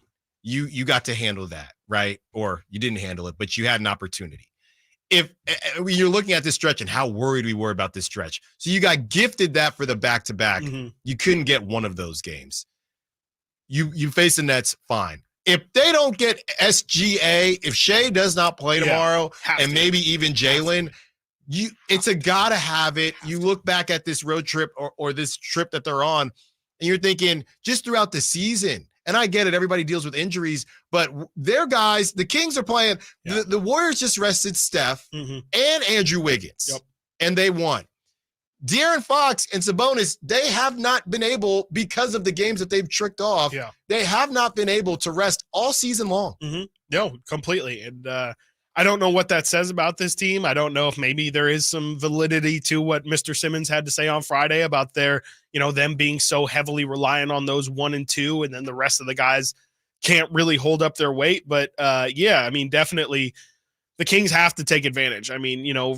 Forget the fact that, they haven't been in an opportunity to do what teams have done to them, but you're right. Like the amount of games that they've already blown this year, if you, in your most important games of the season, can't pull through, which, you can definitely say that Celtics game was a missed opportunity. Forget, again, like you said, we're going to talk about it here in a minute, but you can say that's a missed opportunity. But if you don't have Shea and Jalen Williams, and that's about it. That's as easy as you're going to, that's as much of a blessing as you're going to get at this point in the season for a team that's actually legitimately competing for something.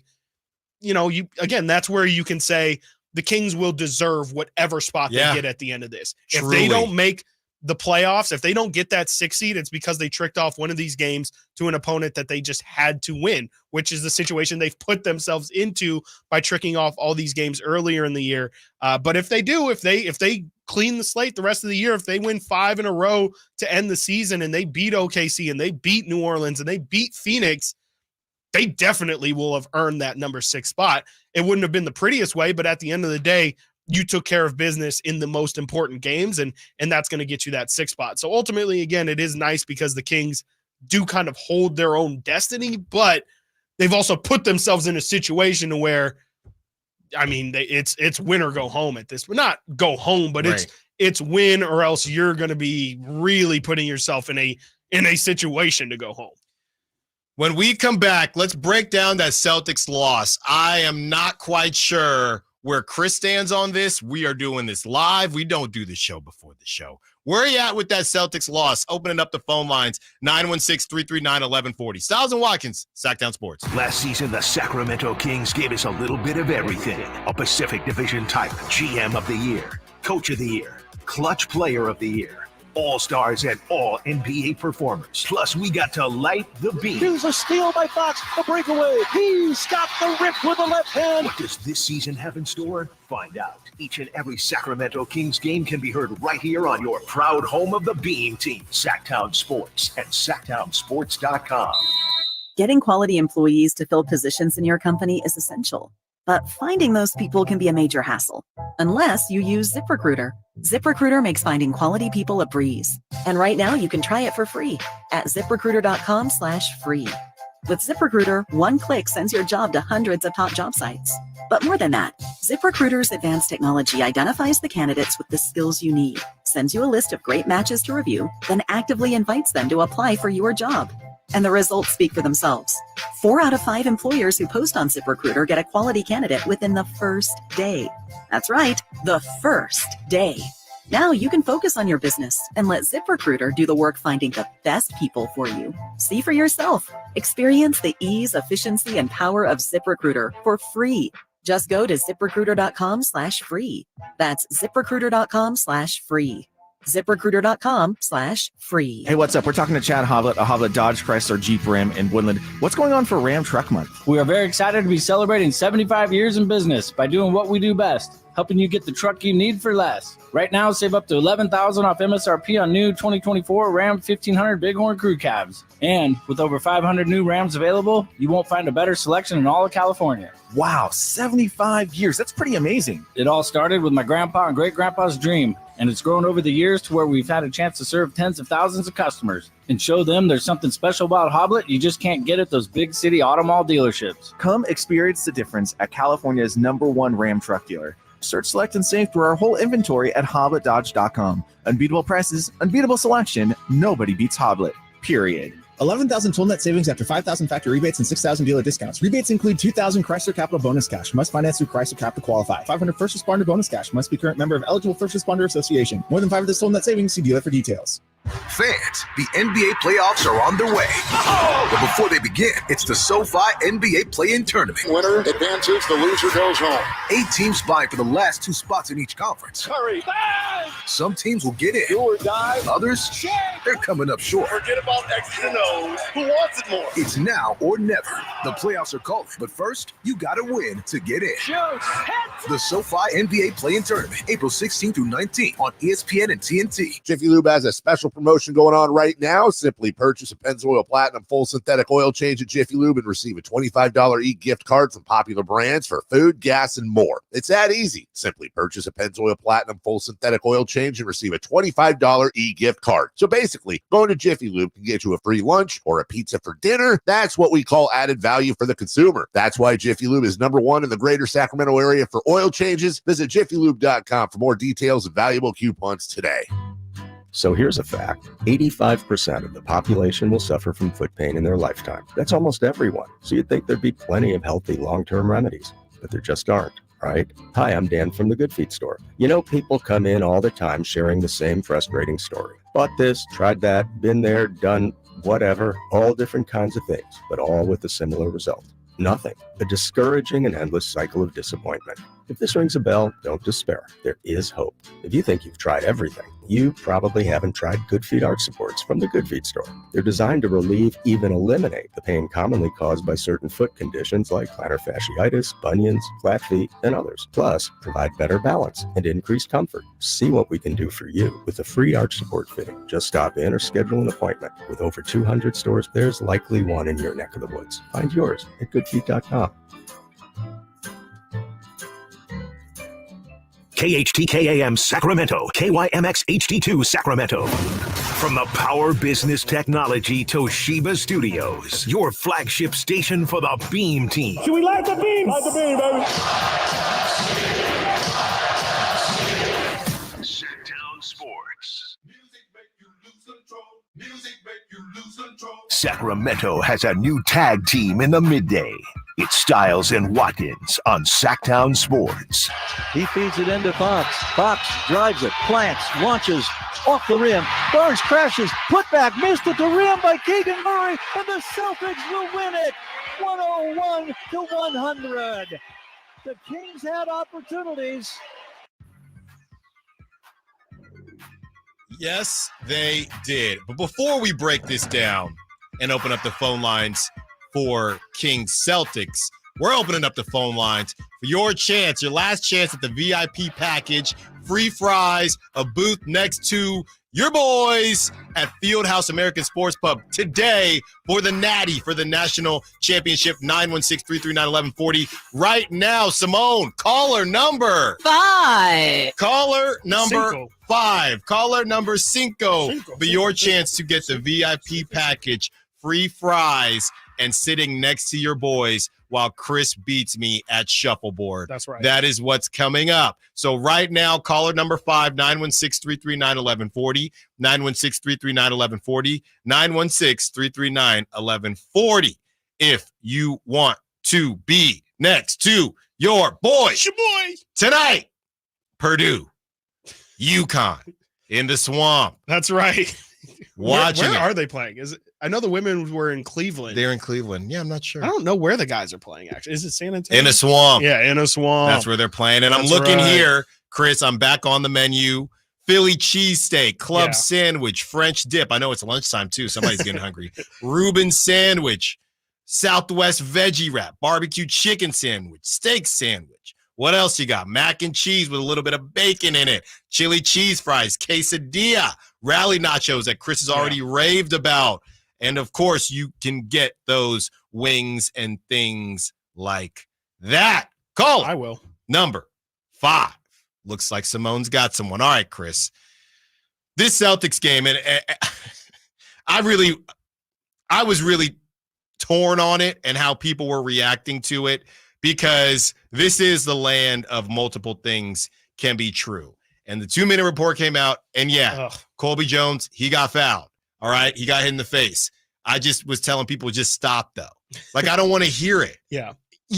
As soon as they took out the starters, okay, the Kings went on a run against the Celtics bench warmers, and they almost got it done. And it would have been nice for the standings and things like that. I get all that. But really, this is what we're doing. I just think it's a little bit, for lack of a better term, embarrassing to be complaining about a game where they literally took out their starters. I get that it was a foul, but that's just not a game I'm going to complain about because Joe Mazzulla literally waved the white flag and allowed you to sneak in. It just is weird to me to complain about that. And I know it was a foul, but I'm just not complaining about that. I mean, I wouldn't complain about it. I'm more on your side. I mean, fans are going to fan. There's nothing you could, fans are going to feel like that game was stolen from them, but yeah, I would say you're right. I mean, the Kings were in a position where the only reason they were even close to winning this game is because, looking at it here, the Celtics subbed out all of their main guys with 6:42 remaining in the game. The Celtics were up 97-79. And the final score was 101-100. So the Kings pretty much went on, what is that, a 21-4 run to end the game. That's at the very least, the Kings did what they needed to do in that moment. They took advantage of the fact that the Celtics had their scrubs in, but yeah, ultimately the Kings didn't deserve to win that game. The Celtics won that game 3.5 quarters through it, and then essentially said, here, if you want that W and in your score column, go ahead. We have some extra ones that we can play with. So it's crazy. That's cute. If you guys want to go win the basketball game, we're going to win the spiritual game, I guess. It doesn't make a lot of sense to complain about it because you were in a situation you probably shouldn't have been in the first place. But at the same time, again, fans are going to fan, and I understand why they would be upset at it. But I would personally be a lot more upset, and I hate to point fingers here, but to me, Keegan Murray had that game. Yeah. He had that game twice. He had the rebound that he let go of. He just didn't grab the ball, got stolen, and led to the Tillman tip or the Tillman little half hook. And then I think that putback, I don't think you're going to have a better opportunity than what Keegan Murray had. He was on a plane by himself. He was the only person at the level of that rebound. He had his shoulders squared, everything. It wasn't directly in front of the hoop. He had a bit of a tough angle, but you're not going to get a better look at a game-winning tip than what Keegan had. He completely smoked it, and put Colby in a spot to maybe get the game winner, and he definitely did get hit in the face. But the Kings had multiple opportunities within that to get the win, and ultimately they didn't deserve it. So it would have felt like a snuck-in win anyway. Weird. I'll take it. Beggars cannot be choosers at this point, but it would have felt a little bit dirty. From the 209, I was really curious to see how the Kings would have acted if they ended up winning that game. LOL. Yeah, it would have been so You just run to the locker room. You sprint to the locker room. But how say we stole that one? Right. Stole it and get out of here. Would you hurry up? If they won, would Mike Brown have said, appreciate Joe Mazzulla leaving their starters? Of course he wouldn't have said that, but probably. What a bizarre. You have to acknowledge it. You have to acknowledge if they won, and I don't know how much post-game sound came out if they acknowledged it I'm sure on the other end. You have to acknowledge it. You can't just pretend like you came back against their guys. And it would have been a great win for the standings. I don't know how much it would have done for the team to win that game. I have no clue. Though. That's the thing is it doesn't matter. At this point in the season, it doesn't matter. No, I know. And you didn't win. Yeah. So to me, there's just, you can't have a conversation because of what happened. You can't have a conversation about the comeback. It's a nothing burger to me. Yeah, no, I don't think the conversation is about the comeback. I think it's around the circumstances around it. And I think there would have been a conversation if the Kings won, but since they didn't win, there isn't much of a conversation to be had. But if they would have won that game, we could talk about it all we want. Is it morally right? Is it, should the NBA do something about these kind of situations where, the Celtics are in a situation where they could help the Western Conference, but they don't really care. But the Kings didn't get the result. And so I don't really think there is a bigger conversation about it. I just think it would have been a nice stolen opportunity, but they couldn't even capitalize on that. So. No. And a lot of people on the Sac Chat and the text line are talking about Keegan more so than the Colby Jones no call, because that stuff is going to happen. And then there's going to be a 2-minute report. Look, I don't think we're hard on De'Aaron Fox on this show. I do think that we're just kind of realistic about everybody on this show. And I will say that De'Aaron in that game, he tried. He tried his darndest to get it done. So I'm going to give flowers to De'Aaron, and he didn't end up getting it done, but at least he put the team in a position where they could win it. Because if they do pull their starters and the Kings don't make any headway, then we would be saying exactly that's even more embarrassing, right? It's not embarrassing to lose the way that they lost. You had 9 minutes to try to make up all of the ground. I mean, that's the thing. You could actually separate that game into two parts. There's after the starters came out, but that shouldn't overshadow the fact that they got ran off the court with the Celtics starters. Yeah, absolutely. Missing some of their starters and rotation pieces. Yeah. So we can compartmentalize the fact that, hey, they put in the scrubs, you guys did what you were supposed to do. You almost got it done, but you didn't. But we understand that you really didn't even deserve that because of what happened with the starters. And I guess it's just I guess it's just not even an indictment on the Kings. It's just us seeing in real time as we had on a Celtics writer that day on Friday that they're just in another they're in another dimension. Yes. Shout out to the Eclipse. They're in another dimension and stratosphere than the Kings are right now. Yeah, absolutely. I mean, the Celtics are the best team in the NBA, head and shoulders above every single other team. But to me, I mean, the thing to focus on from that 20 to whatever run is the fact that Colby Jones was in it for the entirety of it. Like he those were his minutes, were the Kings' run. He ended up plus minus. He was a plus 17, which was again just majorly through the that last part of the game. And then you see Colby Jones enter the rotation in the very next game. It is kind of a similar situation to what we saw earlier in the season against Houston, where those were the first minutes where we kind of saw Keon Ellis get to stretch his legs a bit. And I think, as we talked about earlier, I do think that stretch towards the end of that Celtics game gave Mike Brown a lot of confidence in Colby Jones to, Colby didn't put up crazy numbers in that stint, but the fact that he just seems to play in a winning style is something that I think is absolutely huge. And clearly Mike Brown really trusts him, because to go with him in that final stretch and then to play him early in yesterday's game, I kind of feel like, to wrap a bow on the Colby thing, like I think that he's legitimately going to be a piece that we see moving forward the rest of this year, kind of like we saw Alex Len do the same thing last year.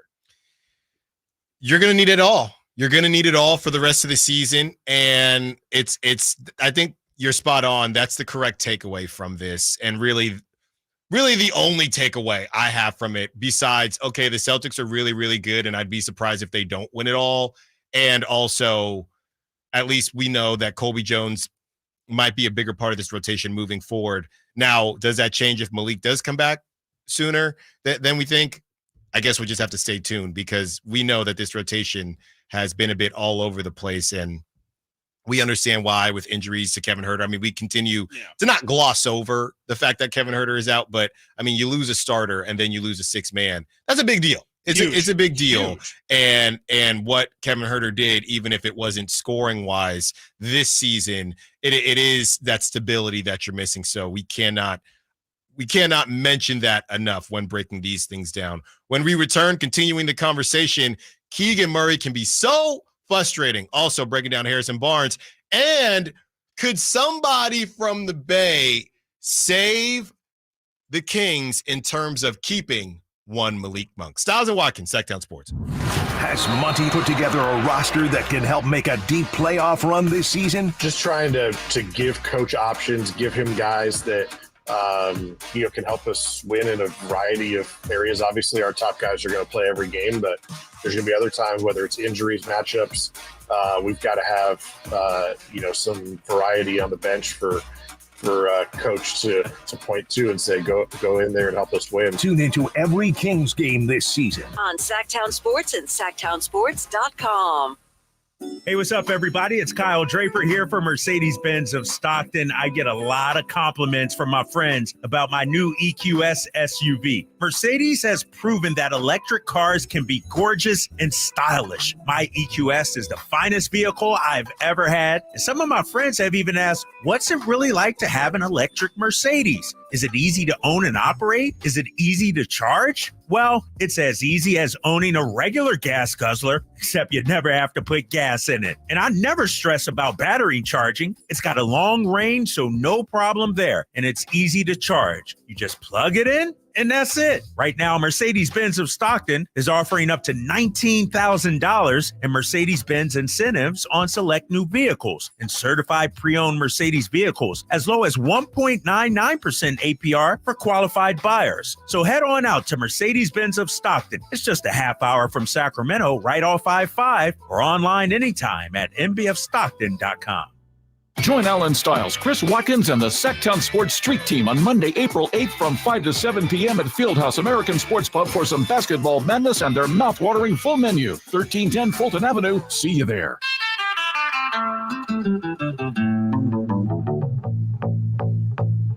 Sacramento has a new tag team in the midday. It's Stiles and Watkins on Sactown Sports. Shout out to all the winners of the VIP packages. See you tonight. I'm still going through the menu. Okay. And I'm looking at the burgers here and the different burgers that you can get.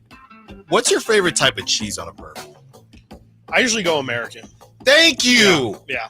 Thank you. Yeah, I don't like to, maybe pepper jack, but I love an American. I love an American slice of cheese on my burger. Oh yeah. Yeah. No, it definitely it just goes. I mean, it's so perfect, and who doesn't love a nice cheesy burger? You gotta have you probably haven't had Squeeze In yet, have you? Sacramento staple. Squeeze In's got like the huge cheese skirt. It's like a massive, the bun goes here, but the skirt will literally stick out of the bun. Okay. Like a solid 2 or 3 inches out of each side. I say all that to say I need as much cheese as possible on my burger. See, I don't need all that. Yeah, I need it. I don't need all that. But when I choose a slice, Simone, what do you like on your burger? Or anybody out there, vegan burger, veggie burger? What do you like on your burger? No, I'm not just following suit here, but I also appreciate a nice American cheese. There you go. I think there's a lot of shame in it. That's why we're hesitant, because it's it's processed. Throw why a would nice you little have that? Kraft Yeah, singlet on there. Why don't you do cheddar instead? It's probably healthier. But It probably is, but that's not why you know why I'm here. If I sit down and I'm going to watch a game and I'm already planning on eating poorly, right? Or not eating healthy, then I'm all in. Yeah. Then I'm all in. I'm right. That's there like the with you. argument of let me get a double or a 3x3 animal fries and a Diet Pepsi. Come on. Yeah. What are we doing? No bun though, please. I'm watching. No I'm bun. watching my You know what? I'm a real sucker for the American white cheese too. Whenever anyone does that, I'm like extra getting that one for some reason. 707. Cheddar or pepper jack. Can't stand American. All right. A purist, if you will. Oh yeah, purist. Yeah. I hear you on that. I'm looking here, Chris, and I did have wings this past weekend, and the missus loves the classic buffalo, so I'm definitely getting lemon pepper tonight. Yes, I think I got lemon pepper last week when I was there with Whitey. Definitely doesn't disappoint. And yeah, I'll probably go with a buffalo today, but who knows? I think they have like their own Fieldhouse special, so I might dabble into that. I don't think I've had that before. So I've had their Fieldhouse fries, and it's got its own little unique flavoring to it. Sure. So if it's anything like the fries, I definitely wouldn't be opposed to going wing style as well. Got some salads as well. Spinach salad. Who doesn't love grilled a good chicken salad? chop, traditional Caesar. I'm a sucker for traditional Caesar seem salads. like And a if you Caesar want to bring the little ones, they got the little sluggers menu, chicken fingers, grilled cheddar cheese sandwich, and the Little League hamburger. Do you look down on people who order like chicken tenders at like a bar restaurant? I've been looked down on for just getting like chicken tender. If I'm just Is it on the kids menu? It might be. That might be Then the only yes. place where they have it housed. If it's on the kids menu, then yeah. If it's chicken tenders, So you not on think the you kids can't order a Happy Meal from McDonald's if you're not a child? Ooh. Because there's a lot of people who are just like, oh, the portion size is better for the Happy Meal. You know what? I'm gonna let people You enjoy just things. let that, I'm gonna let people enjoy things on this beautiful Monday, this Eclipse Monday. That's right. Shout out to the winners. We will see everybody out there. Chris, this is from the 916. Obviously, great area code. there's a puncher's chance we there's get that out of the word play-in. But does anyone honestly believe the Kings will make it out of the play-in tournament? True Serum we have no shot, but I get that we have to pretend in the meantime. Come on, 916. Jeez. What is that? I don't really know where to start with that. I mean, I would say that they can get out. I just want to make sure I read that right. Obviously, there's a puncher's chance we get out of the play-in, but does anyone honestly believe that they will? The Kings will make it out? Yeah, definitely. I mean, I think it's yes, I would say people believe. I wouldn't even say I don't have belief. It's just I think there's a lot of scarred Kings fans out there that just don't have faith that this team, based off of history alone, nothing really to tie in, though you could, if you wanted to, tie in the inconsistency of this year. But I think a lot of the lack of faith comes from just this organization doesn't have a history of coming through in those moments. I think the individual team itself, if they play well enough, I think there's no reason why they can't beat the Lakers and the Warriors. It's not like those two teams are unstoppable this season.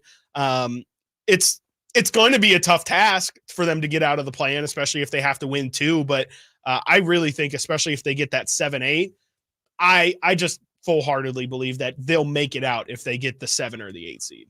Well, I think what it is who's in. If it was today, you're dealing with two teams in which, let's be very honest here, the NBA would love to get into the playoffs in the Warriors and the Lakers. Sure. And the other Only team, one of them can make it, though. Right. I know. Between right. those So, two. but one of them, Yeah. right. And the other team is a team that the Kings have not beaten this season. Sure. So that's a problem. It doesn't look great. It doesn't look great for them, but it's tough to beat a team.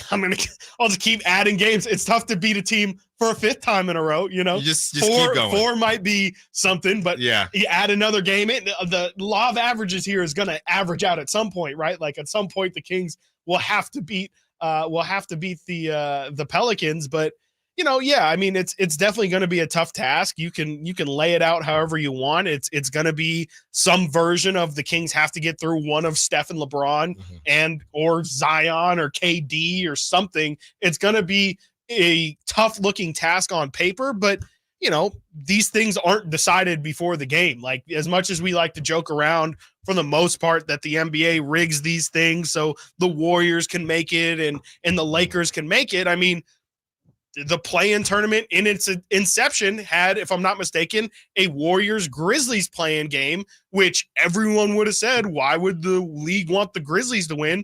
The Grizzlies beat the Warriors, and the Warriors missed out on the playoffs. So as unlikely as it seems that the NBA obviously wants teams like the Lakers and the Warriors and the Pelicans. Right. I mean, they're the not going to Suns be obvious and not give anybody people are a getting shot. a little bit big eyes from KD, Steph and LeBron and Lakers and Warriors, and it's the Kings. It's never going to sound like the Kings have the advantage, but I think if you're taking it off of face value and if you're just looking at who these teams are, why seriously, why, besides the Pelicans, who again we know how that story has gone this year, why can't the Kings beat those teams? As far as the actual gameplay is concerned, the Lakers worry me less than the Warriors. As far as the ref issue is concerned and the foul baiting and the foul merchantry is concerned, the Lakers worry me more. 9-0. Sabonis is 9-0 against Anthony Davis all the time. All right. That 10th game, though. That 10th game. I don't even like that stat. I don't even want to talk about that stat. I know. And hopefully we're not even talking about the Kings having to deal Hopefully not. with it, or even the play-in if they can take care of some of this business here, which I think they can. And I'll tell you what, Keegan Murray has been very frustrating to me because it just feels like he had what happened in Boston. And I know he's only a second-year guy. There's a lot on his shoulders right now with the injuries. But he's frustrating because it almost felt like he was sleepwalking in Brooklyn. Then all of a sudden he turns it on and he finishes with 19 points. And I don't know, you said it late last week that it hanging out with Harrison Barnes, good for just being a good person and being a good pro, as in just a professional in general. Right. As far as on the court, not sure, because sometimes I'm watching and I'm looking at who's on the court. Yeah. And Keegan is just it looks disinterested. He's just sitting in the corner. I'm thinking, dude, what are you doing? And he's shooting when he's getting the ball. Yeah. But I'm just thinking, he's not demanding the ball. No, he's not. And I'm thinking, you're just watching Keon and now Colby Jones and Davion pass the ball around. Yeah. No, get it. I agree. I would love to see a lot more aggression. I mean, I was looking the other day at some of the sophomores. Obviously, Jalen Williams has had a massive step forward. I just would like to see him be more aggressive. And it does play a lot I think a lot of it is his personality, and I don't know how they get over that hump, but I just think that's, to me, where Keegan that's where he takes his leap. I don't know if he can really take that leap into, right now, he's a really good top 5 pick. He's solid. But in order for that to be a home run hit, I think he's got to change his attitude or change his mentality of how he attacks these games, because he's got to recognize, I am one of the 3 to 4 most talented players on my team on the floor right now. I can't let, it's great to, let those guys get involved. Colby Jones, Davion, Keon, all those guys, let them get involved. But at the end of the day, like you said, Keegan Murray shouldn't go 4 minutes without taking a shot if he's out there. I don't know what else he is there to set this team over a certain hump. And if he's just going to be good, not great, I just don't know how much better this team can get. The internal development this year was highly based on Keegan. He's made great strides developmentally, but at the same time, right now he needs to get into takeover mode. And yesterday he took, I think, the second or most shots on the team. He took a ton of shots in the game the other day at the end of the game, but it just feels like there's not that steady presence of Keegan is just giving it to you the entire game. And I would like to see just more aggression. Coming up next, we continue the conversation. Also, what is the point of 2-minute reports? We're sick of them. And somebody from the Bay could be headed to a team originally targeting Malik Monk. Stiles and Watkins, Sactown Sports. Did you miss any part of our live local shows? Don't worry, you never have to miss them again. Check out SactownSports.com and search our podcast page and play our shows when you want. The Carmichael Dave Show with Jason Ross, Stiles and Watkins, and the Drive Guys. Plus, other podcasts like Return of the Empire, Return of the Roar, the Stingers Up podcast, and Golf to Go with Frank LaRosa. They're all available right now on SactownSports.com. Power Business Technology is proud to be 100% independent, locally owned, and managed Toshiba copier dealer. Local ownership cuts out the red tape, allowing ourselves to never be too busy to personally answer the call when our clients need us. Recognized for excellence in service execution, training, and customer service, we're proud to be named a 2022 Toshiba ProMasters Elite Dealer. Contact us today for all of your business printing needs at 844-POWER-BZ. That's 844-769-3729, or visit us at powercopiers.com. Country in the Park is back May 17th and 18th at Cal Expo with Brantley Gilbert, Dustin Lynch, Jay Cohen, Walker Hayes, and more. Tickets start at just $46. Country in the Park May 17th and 18th at Cal Expo. For more information, visit CITPFest.com. Brought to you by Fidium Fiber, Dawson Oil Company, and Good Guys Heating and Cooling. The PGA Club Fitters at the Hagen Oaks Player Performance Studio know that golf should be fun. They also know that players of all abilities will hit the ball farther and straighter, play better golf, shoot lower scores, and have more fun if they get fitted before they purchase golf clubs. Hagen Oaks delivers the same technology and major brands used to fit PGA and LPGA professionals. See how the game can be even more fun. Hagen Oaks Player Performance Studio fittings are available 7 days a week. Make yours today by calling 916-808-2531. That's 808-2531. The Arnold Law Firm has seen how an injury can turn anyone's life upside down. Whether it's a slip and fall, a car accident, or any other kind of injury. For almost 50 years, the Arnold Law Firm has been here to help you through the entire process to protect you and your family. If you are ever injured or in an accident, call the Arnold Law Firm. The Arnold Law Firm, providing real justice for you since 1975. Call 916-777-7777. That's 916-777-7777. Celebrate Sacramento Rivercats baseball during our 25th anniversary season. Pick your favorite weekly promotion, giveaway game, or theme night, and join the fun at Sutter Health Park. Stick around post-game every Friday and Saturday night as we light up the sky with the brightest fireworks in town. For a full promotion schedule and to buy tickets, visit rivercats.com. We'll see you there. This is Kenny and Jerry from Bell Brothers Plumbing, Heating, and Air. Everyone knows that a group of fish is called a school, but did you know a group of giraffes is called a tower? Or how about a murder of crows, a quiver of cobras, a shadow of jaguars, a shiver of sharks, or a zeal of zebras? Wild, huh? So what do you call a group of Bell Brothers plumbers? They don't fit into any of the traditional plumber stereotypes. They're clean and well-dressed. They're on time and courteous. They're well-trained and friendly. They're exactly the kind of people you'd be comfortable and confident to invite into your home. That's why we proudly call them our family of plumbers. If you need a drain cleared or any other plumbing service, we'll send one of the family right over to help you out. Call Bell Brothers at 916-444-1234, or you can find us online at thenosurpriseguys.com. The No Surprise Guys, Bell Brothers. Slightly Stupid. Live in concert. Saturday, April 27th, 7:30 p.m. The venue at Thunder Valley. With special guest Fortunate Youth. For tickets, visit ThunderValleyResort.com.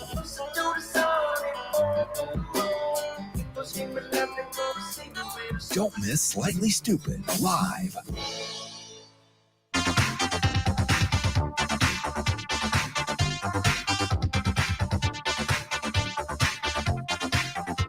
Sacramento has a new tag team in the midday.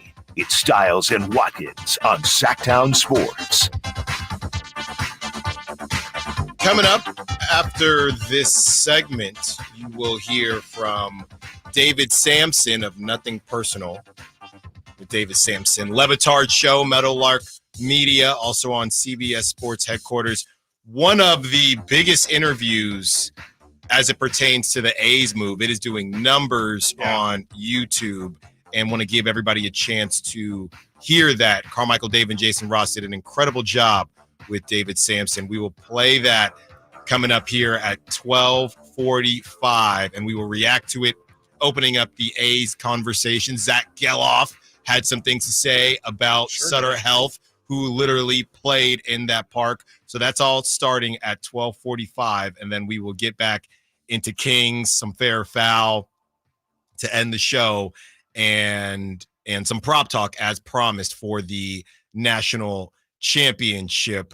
Chris, continuing the conversation about Keegan and just the future of the Kings. So I saw this, and it's from Tim Kawakami of The Athletic, who is just about as plugged in as anyone when it comes to Bay Area sports and the Warriors. He goes on to say, one of the worst kept secrets in the league is that Orlando, loaded with young talent but not with shooters, might offer Clay a ton of money next summer. That's from Tim Kawakami. And there's no, I shouldn't say there's no way. It would be Clay or Malik, right? They wouldn't be able to throw the bag at both of them, would they? Yeah, I don't believe so. I guess it kind of depends on what Clay is gonna ask for, because he makes like $25 million or something. Or no, he makes right now he makes 40 something. Yeah, but Draymond's contract. Yes. Draymond makes $25 million a year, and I think that's what people have said will probably be the model for what Golden State's going to offer Draymond or offer Clay. So I would guess it would probably have to be one or the other, because if you're going to pull Clay away from Golden State, I would imagine that number's got to be near 30 million. And looking at it here, the Magic do have a lot of money, 58 million projected in potential cap space. So I'm no cap expert. Maybe they could, but at the same time, I feel like they would probably choose one or the other. And even then, I don't know if Clay I'll be honest, would go to I Orlando. don't really get that on either side. And again, Tim Kawakami extremely plugged in. Yeah. But if you're Clay, why would you do that to end your career? Because I don't think that Orlando is a Klay Thompson away from competing for a championship. I wouldn't say so. And if you're the Magic, why would you take a Klay Thompson who's been up and down? At one point, he got benched. Yeah.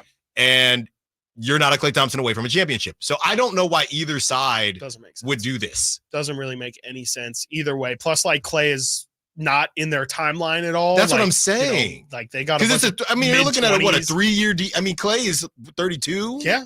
And he's not, and he's on his downhill. Like, he's definitely not getting better. So I would I'd be pretty surprised if that's the route Klay decides to go. I mean, the only way I could see that happening is truly if they just offer him an insane amount of money. But like you said, I don't know why they would.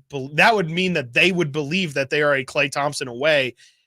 And I don't know why you would believe that. Yeah. If anything, I mean, the rumor that's always been because of his pops with the Lakers. Exactly. They might be a Klay Thompson away from from making some real noise when you have a LeBron and an Anthony Davis. But yeah, I understand why this would come up. But if I'm Orlando, it's Malik Monk for me. Yeah, I would think so. He just kind of fits it a bit better. Maybe they're concerned about height. Like if you're going to run Jalen Suggs and Malik as your backcourt, there's not a ton of size. And obviously Klay is like a 6'7" body. But Klay is not the same defender he used to be. He's a streaky shooter. Because that's the other thing too, is like what number would you say option Klay is in that? He's not one. Paolo Banchero is going to be number one. Not one. Maybe he's two. Like maybe some nights he can slip in. If Klay is two, you're not doing anything. I'm sorry. I've got nothing to add. And I mean that as respectfully as possible. Yeah. If Klay is your number two, what are we talking about here? I don't know. Yeah. So I don't really know what the win would be. I would love it if Orlando pursues Klay.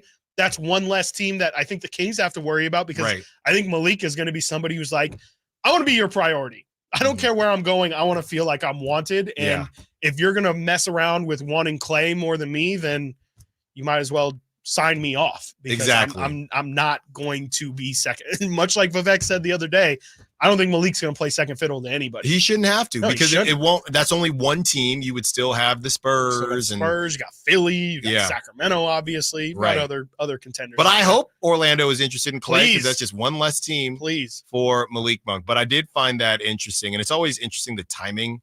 And it's always funny to me how this stuff comes out, because Klay's had some good games. He's back in the starting lineup. He balled out yesterday as well with Steph out. And it's always just funny. And now all of a sudden could be leverage. Could be leverage on, maybe an owner or an agent reach out to Tim Kawakami and say, hey, float this out there. And it only helps Klay, right? Like if there's competition, much like we're about to talk about with this A's Kings or Sacramento situation, competition is going to bring in as much money as possible. And if you're Klay Thompson, if the Warriors believe that no one else wants Klay as much as we want Klay, so we can offer Klay half of what he's currently getting paid and we'll be great. Well, if Orlando is going to be another suitor and throw, I don't know, $28 million at Klay, maybe Klay can go to Golden State and say, maybe I will leave. Yeah, it might not make sense, but whatever, I'll go. It's Florida. I get to chill. It's a good team still. It'll be a chapter where I get to separate my legacy away from Steph. Like, there's some positives behind it if the money's right. So plenty of water out there. Plenty of water out there. Boats galore. Take his boat anywhere he wants to go. Yeah. They have to either move off of Kuminga to get another big name in there. Jeez. Yeah. Or they're going, or they break up the big three. Those are the two options. Yeah. I don't think you can run it back. That doesn't make sense. It doesn't make any sense. It makes less sense than the Kings running it back. No, it totally does. Like in a general sense, who do you think most teams would rather have right now? Malik Monk or Klay Thompson? I would say Malik feels like the easier answer, but there might be some too smart GMs that are like, I want Klay because of the winning. I know what he can be on a winning team kind of thing. But I would think Malik should be the easy answer. Yeah, I feel like it is Malik, but we might have purple colored glasses. Yeah, exactly. And you're talking about a 6-man versus a Klay who got benched. Yeah. And is now back, who was a 6-man because he got benched. Yeah. And now he's back starting. But we've also had conversations of like earlier in the season, let's not forget, like we were like Kevin Huerter or Klay Thompson. Like it's been bad for Klay. It's been bad. There's been some really like you're not, and this is the Klay Thompson right here, like the past year. We're talking about, again, like you said, maybe a 3-year contract for Klay. People are talking about. And to me, it's really similar to the Draymond situation where it's like, I maybe would have been interested in Draymond on a 1, maybe a 2-year contract, but you're saying 3 to 4 years down the line, having these guys that already have shown a ton of regression. And Klay is 32, but those knees aren't 32. Like he's played more basketball games than just about anybody else. Clay's 34. I thought he was 32. Yeah, I mean, like those are not all those miles that he's accumulated throughout the years.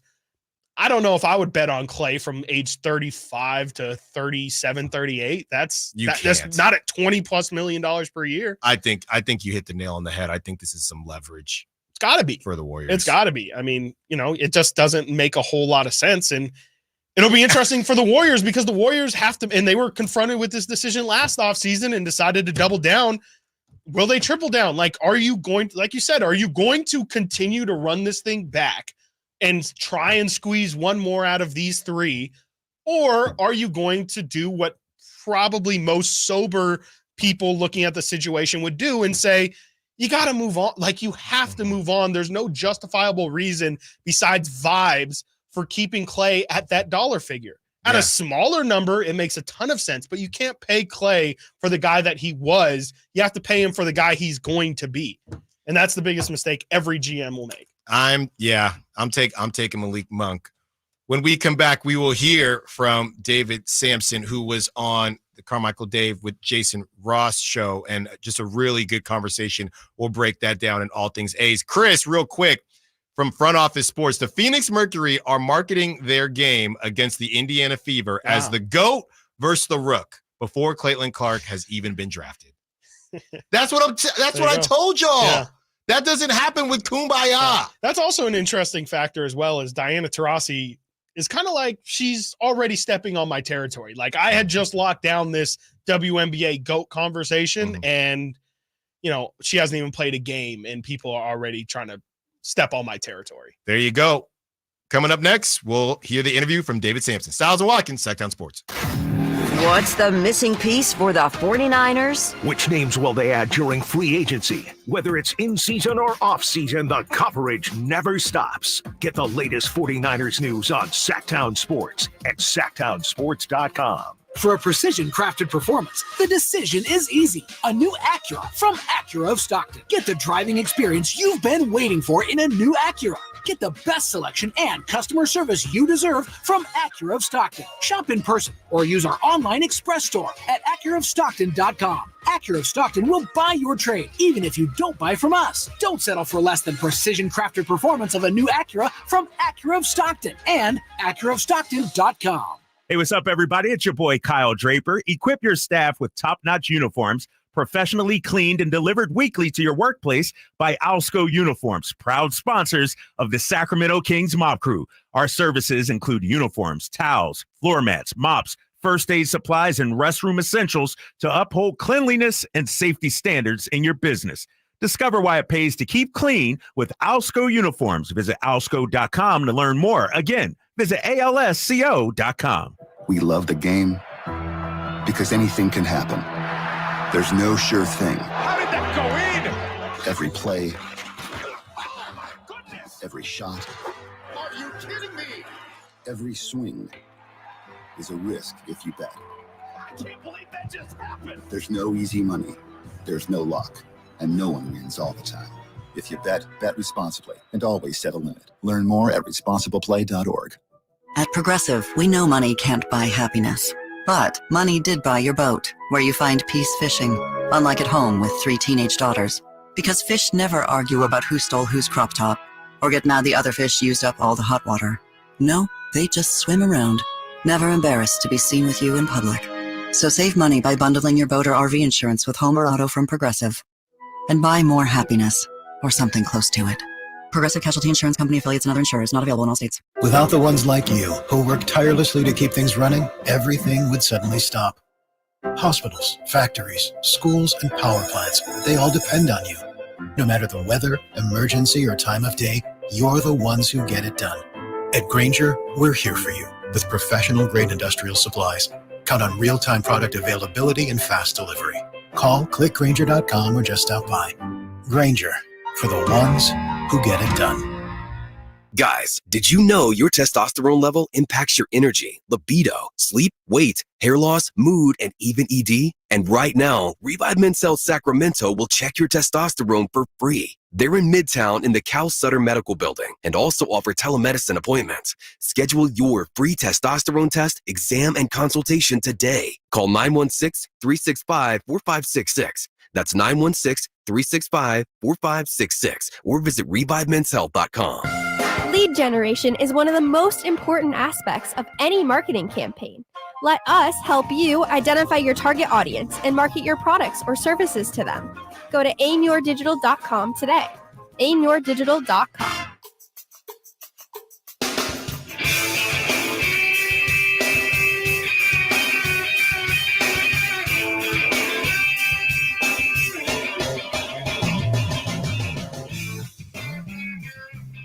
Live and local. This is Sactown Sports. Fieldhouse American Sports Pub. That's where you can find us from 5 to 7, maybe even a little after. I'll ask the missus if I can stay out late if we're having a good time and really just seeing what's going to happen with UConn and Purdue. So be sure to get out there. I will be stuffing my face and beating Chris at some shuffleboard. As promised, David Samson, Meadowlark Media, was with our Carmichael Dave and Jason Ross in an incredibly in-depth conversation about this A's situation. We will react to it at 1 o'clock, but we're going to play it for you right now. Hard to believe he's down in L.A. right now, hosting Rich Eisen's show today. I probably got most of that right. David Samson joins us. David, it's Dave, it's Jason. Good morning, and thank you. I know you're busy for joining us this morning. At my main show is Nothing Personal at 8 a.m. Eastern, so you got everything right. And I'm so happy when you reached out, because what you guys are going through, you're getting a major league team, but you want to know, do I feel good about it? Do I feel guilty about it? How should I feel? And I'd love to get you on the therapist couch and tell you that it's okay to feel good about having Major League Baseball in Sacramento. Well, I think, and I know you know this, but just to frame the conversation, there's two things I'll just speak for me.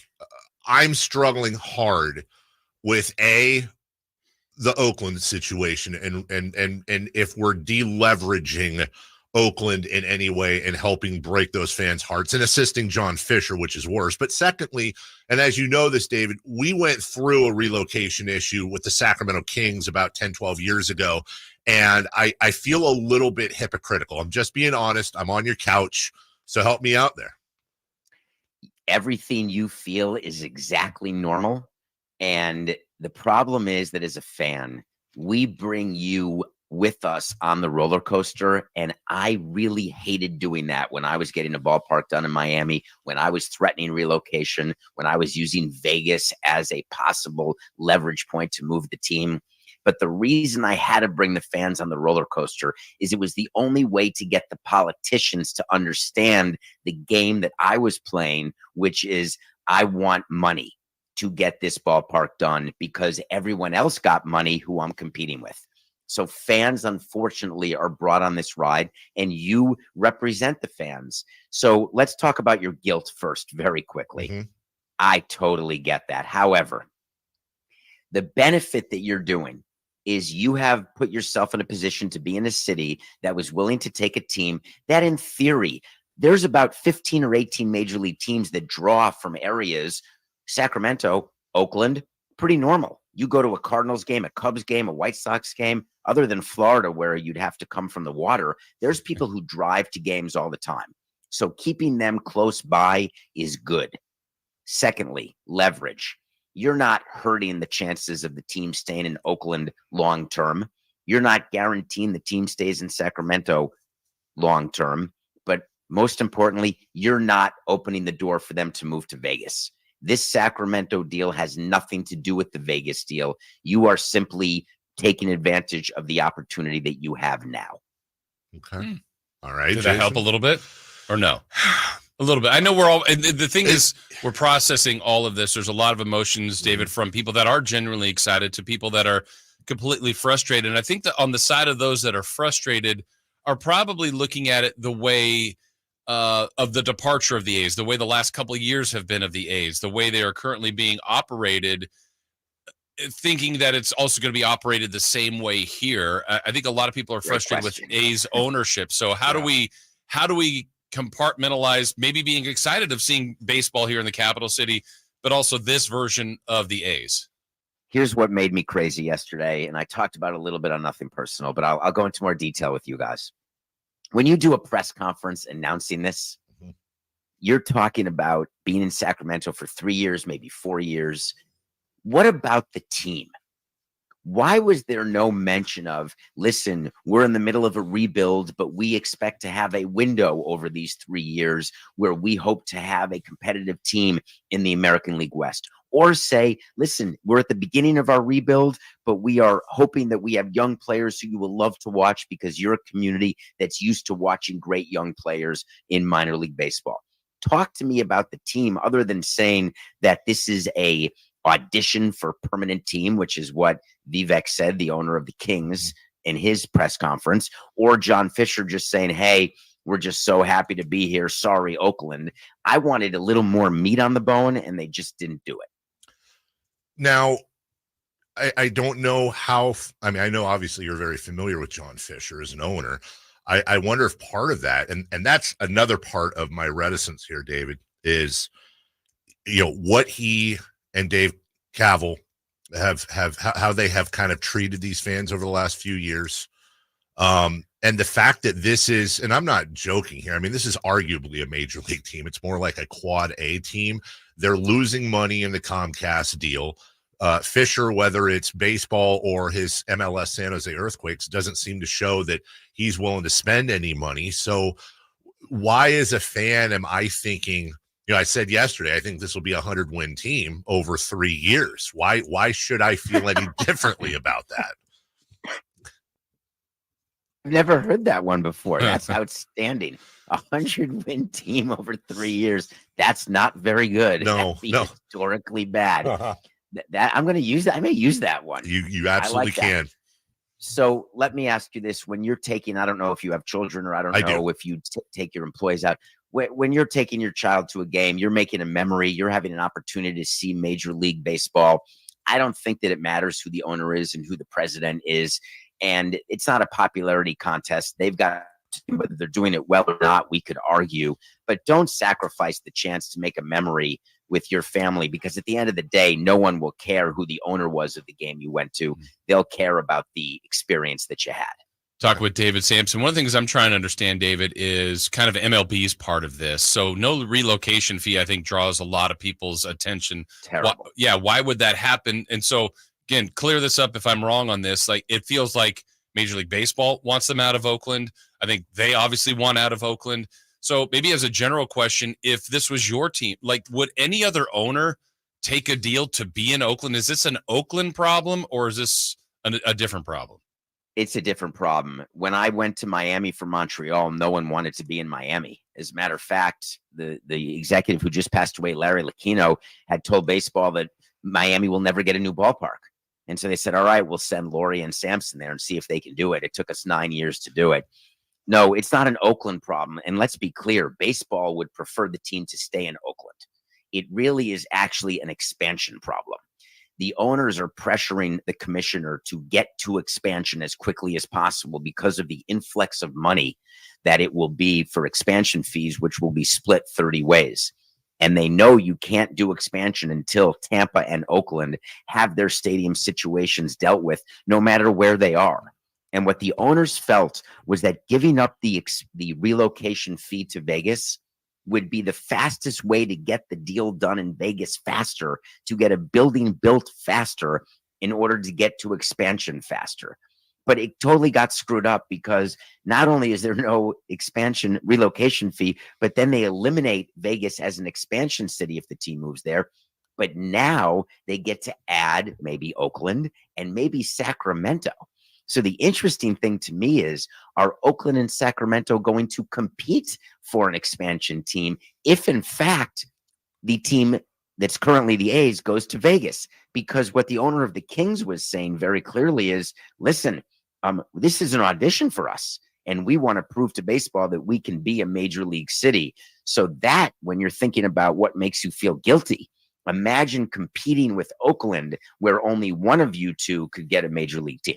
And that sets up a fascinating showdown, possibly between Vivek Ranadive and his former majority owner with the Warriors, Joe Lacob, who's on record saying it's beautiful. It really is Shakespearean. Now, the quote, David, here is from Vivek yesterday. Quote, the longer term play is that I've been having conversations with MLB and Rob Manfred. They will introduce 2 new franchises, one in the West, one in the East. And I think we're really in pole position to get the one in the West. So this for us is a showcase. Now, correct me if I'm wrong, and I don't think we know the answer, but your instinct, that seems to me like a quote Rob Manfred probably didn't want make public. I would say that may be the greatest understatement you'll have in your show today. Okay. The fact that he's the spokesperson confirming what, of course, is true. Sure. We've been talking about expansion. I've been out of the game since 2017 when Derek Jeter jettisoned me. I was on a committee that was talking about expansion. This is 10 years ago, 15 years ago. And it, of course, will be a city in the East and the West. But for the owner of the Kings to be the mouthpiece through which it's said is so absurd that really what he did maybe is guaranteed that Sacramento won't get an expansion team. Because one thing that owners do is they keep track of what potential owners are saying publicly. And the biggest word of advice that a potential owner is given by current owners is shut your yapper. Yep.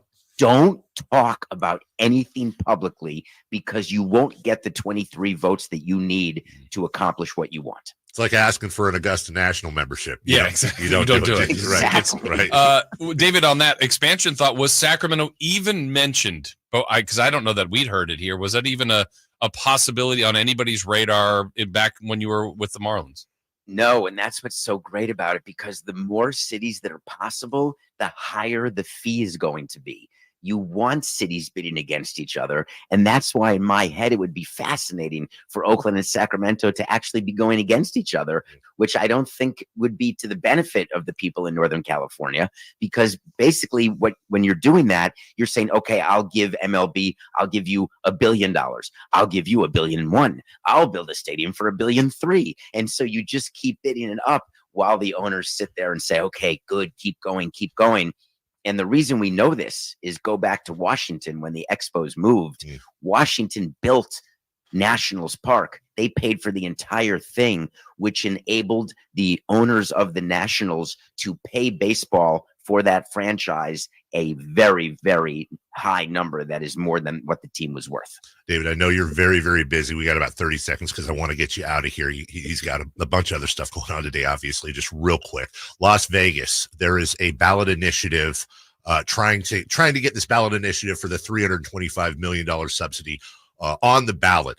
Does it serve Sacramento's interests if they want to block John Fisher from going somewhere and possibly induce a sale? Is there anything to getting behind the fundraising for that initiative? It's kind of dirty pool, but you and I both know if that gets on the ballot, it ain't passing. Correct.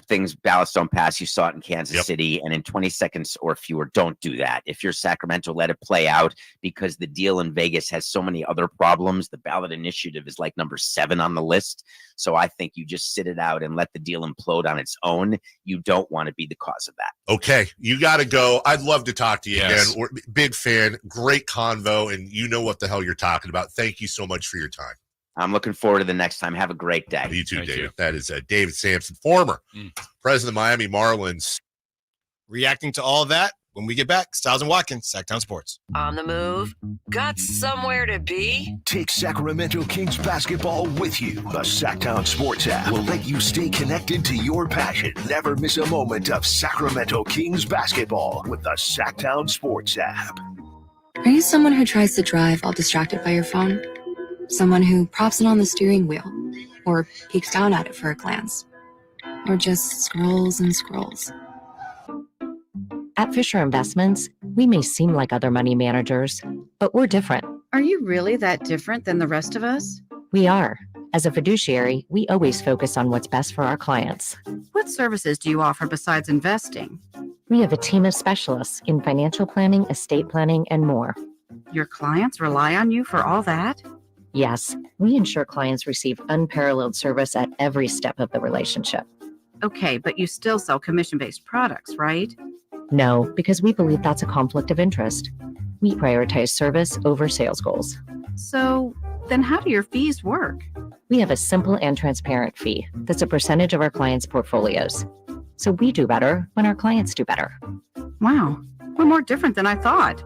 At Fisher Investments, we're clearly different. Learn more at fisherinvestments.com. Investing in securities involves the risk of loss. When you take the time to shop at Folsom Lake Honda, there's one thing you'll always find: happy people ready to serve you. As a family-owned and operated dealership since 2009, customer service is our #1 priority. Our customers love doing business with us, and you will too. Looking to own or lease? During the spring sales event, drive a brand new Accord or Civic. Visit us today at FolsomLakeHonda.com, your one-stop Honda shop. Folsom Lake Honda, yeah, your one-stop Honda shop.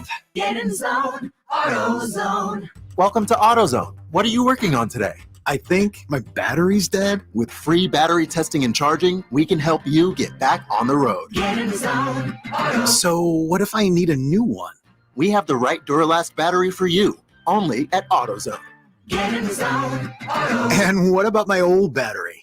We can recycle it right here at America's #1 battery destination. Get in zone, AutoZone. Restrictions apply. Progressive asks, what do a slow Friday night, bored teenage boys, I'm bored. a pack of fireworks, This is gonna be awesome.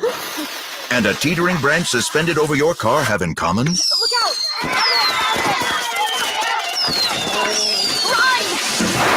They can quickly wreak havoc on your slow Friday night.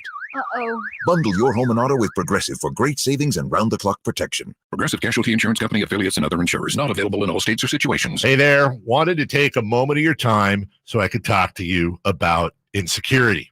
I could talk to you about confidence. I could talk to you about girth. Yeah, what? Girth? Yeah, okay. Let me tell you about the Upsize Clinic at UpsizeMatters.com. My good friend, Dr. Jack, and his friend, Dr. Pash in San Francisco, have a safe, effective, long-lasting doctor-performed procedure. It's non-surgical, virtually pain-free. Now listen, girth is consistently ranked as the most important attribute. What Dr. Jack and Dr. Pash are offering is a free consultation. The procedure can be done on the same day as your consultation and get that confidence back. Reset in the bedroom with your partner. Financing is available. It's very private. It's very discreet. Available in Roseville with Dr. Jack and San Francisco with Dr. Pash at UpsizeMatters.com. That's UpsizeMatters.com. From the Power Business Technology Toshiba Studios. KHTKAM Sacramento. KYMX HD2 Sacramento. Sacramento's official home for the San Francisco 49ers. Touchdown!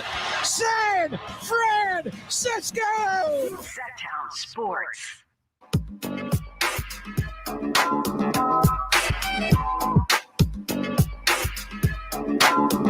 Live and local, it's Stiles and Watkins. Watch the show on youtube.com/Sactown Sports 1140. Or listen on the Sactown Sports app. You said it. So you started because I don't know. I was just gonna let it go.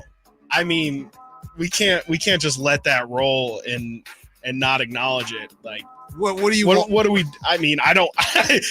First off, I don't want to acknowledge it, but okay.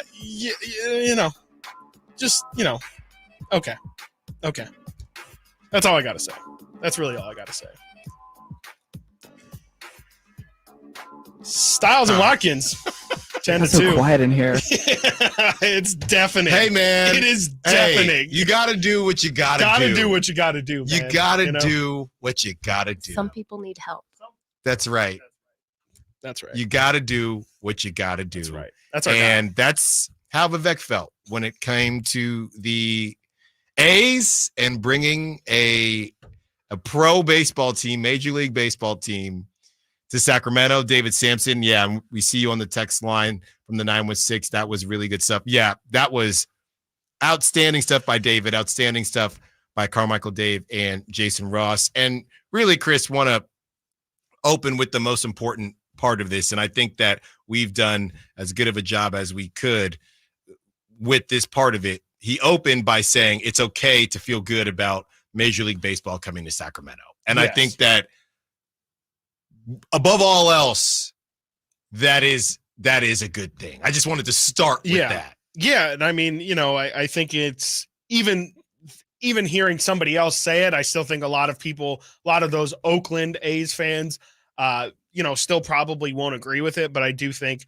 if you're just looking at this purely from the Sacramento angle of this, I think that he said it perfectly. I think the quote, Sacramento is simply taking advantage of the opportunity that it has now. And I think it really is, you could read more malicious things into it if you want, but I think at its core, it is, hey, like how much, and I think Jason even asked the question, you were, David, you were in those conversations about relocation in the early 2010s.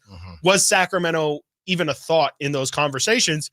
No, they weren't. They absolutely weren't even in the back of anyone's mind. And, say what you will about Sacramento's chances of getting anything out of this, whether it be the A's or whether it be expansion, this gets their foot in the door. It gets their name brought up in the conversation, and that's a massive step forward from where they were before. So again, just looking at it without any of the other outside stuff, just simply from the Sacramento perspective, this is a massive, massive opportunity that they couldn't let slip by just for moral reasons. And you can, I think it's on every individual to figure out if that's morally justified or not. But I think at the end of the day, Sacramento had to look out for itself in this situation. And, I think in about 2 or 3 years, when we're in the thick of all of this, I just feel like that's going to be the prevailing thought is, hey, Sacramento had to do what they had to do. And they either showed out or they didn't, but this was their opportunity to show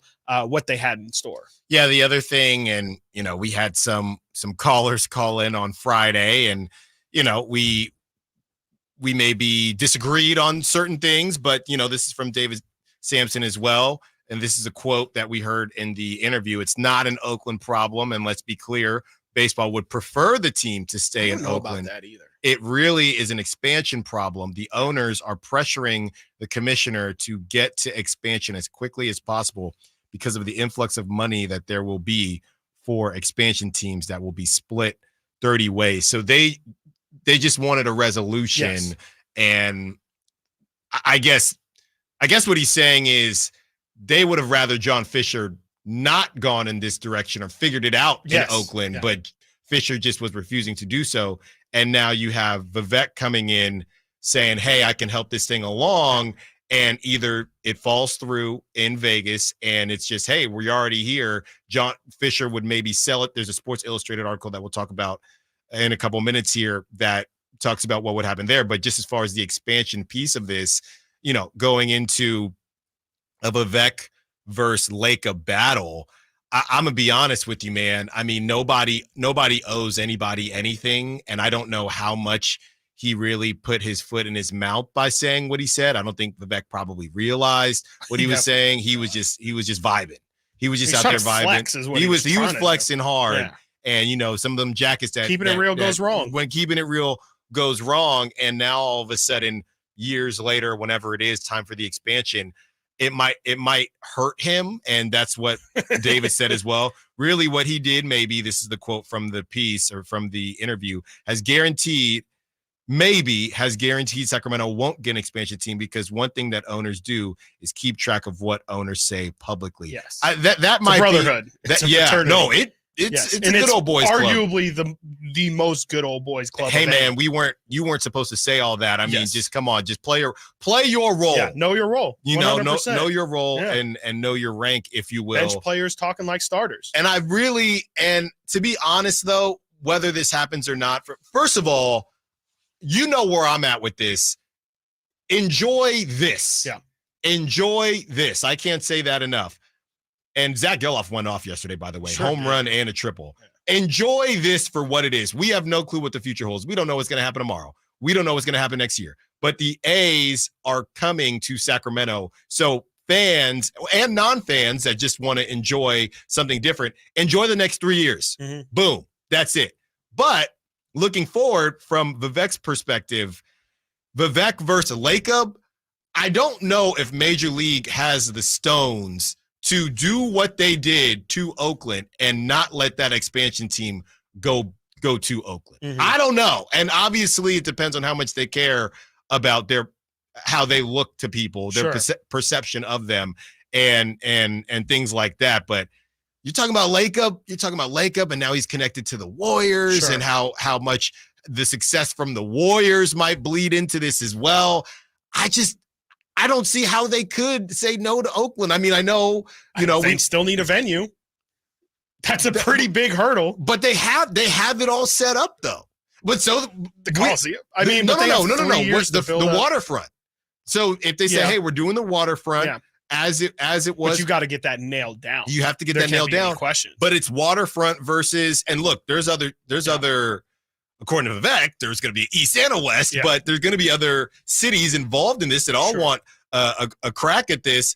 But yeah, I mean, what you read last week about Sutter Health and how, based on when it was created and the weather affecting its ability to be built out, if I'm Vivek, you might need to just cash out and try to make this thing as close to a major league ballpark as you can right now. Yeah, because the less you have to do when expansion time comes, the better. Or I mean, might not be expansion; it might just be straight up sell. I mean, expansion. Expansion feels like it would definitely be in the favor of Oakland, just because of the entire situation. That's what I'm saying. If the situation is the pipe dream of Fisher, things fall through in Vegas, and he is forced to sell or just does sell in general, I think that's where Vivek has the best chance to improve the ballpark in these next 3 years to get to some base of, because even then, after 3 years, it's not going to be up to major league quality, but at the very least, you can say the bones are here. We've been building this thing up. We just need a couple more things to turn this thing into what it needs to be versus, if you're talking about, maybe, if he wants to sell it back to Oakland, are you going to play in the Coliseum? Mm-hmm. Are you going to take now 4 more years to build the waterfront ballpark? And then it becomes the same question of if that were to be the case, where would they play in the interim? Would they go back to the Coliseum? We're kind of getting. Well, we just don't know the time. We don't know the timeline on when they want the expansion team to happen. Because anywhere the expansion team happens, there would be Vivek's stance. Hey, if you want this thing to happen faster, which we know the owners do for the money, I got a stadium right here and it's up to MLB specs. We just did that. Yeah. So you don't have to start from scratch. Whether or not people would say, cool, that's a bit of a Band-Aid, we'd rather just start from scratch, that's up to the owners. How quickly do they want this to be turned around? According to David Samson, who was on with Carmichael Dave and Jason Ross, pretty darn quickly. I think they want the money, though, with the expansion. The expansion, for the expansion fee, I don't know if Vivek has pockets deep enough for that, to be honest. I know he got a great deal on the Kings. I think he bought the Kings for $250 million, and that evaluation is now, I believe, in the B's. I believe he's at a bill, but I'm not trying to do a pocket watching segment here. You are. But I'm pretty sure, Lacob's got deeper pockets, and if it does eventually, they want to rush to get to expansion, but once they get to the expansion process, I think they're going to drag that out and try and bleed these people for as much money as possible, because that's the big check that they are all waiting for. So I think a lot of this has been rushed. I think the no relocation fee in Vegas, the Sacramento just play there to get this situation a bow tied on it. I think all of that is to get to the expansion process. But once they get there, I think they're going to nickel and dime everybody for every single penny they have. This is from Manfred in 2021, and people are this was just last. I'm sure this is juicy. Manfred said back in 2021 that expansion fees could be in the range of $2.2 billion per team based on Sportico's estimated average. You know what I mean? That's how they got there. $2.2 billion. You got that? You'd probably have to sell a large portion of his stake in the Kings, and I don't think he would do that. But you got to think he knows this, though. He knows this. I don't think so, yeah. But I think that's why the play, deep down the play is Vegas falling. I also wonder, and I know Lacob initially the rumors were, oh, Lacob's going to save the team and keep them in Oakland. Are we sure that Lacob would be a competing offer? Like, is that confirmed? That he would want to be a part of it? That him and Vivek wouldn't be. I mean, I don't know. From what I understand, that relationship isn't awesome, but I wonder if it would be true, because everyone's trying to frame this as the SI article, and David Samson kind of presented it as this is only good for baseball because this now creates a bidding war.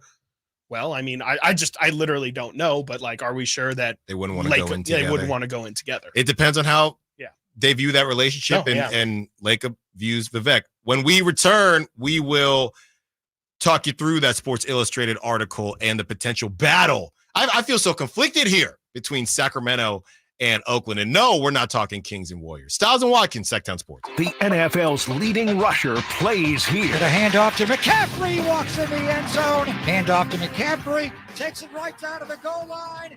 He does his thing again. McCaffrey goes in motion right. Backwards pass led by Juszczyk. A block there. Hurdles a man. 10-5. Touchdown!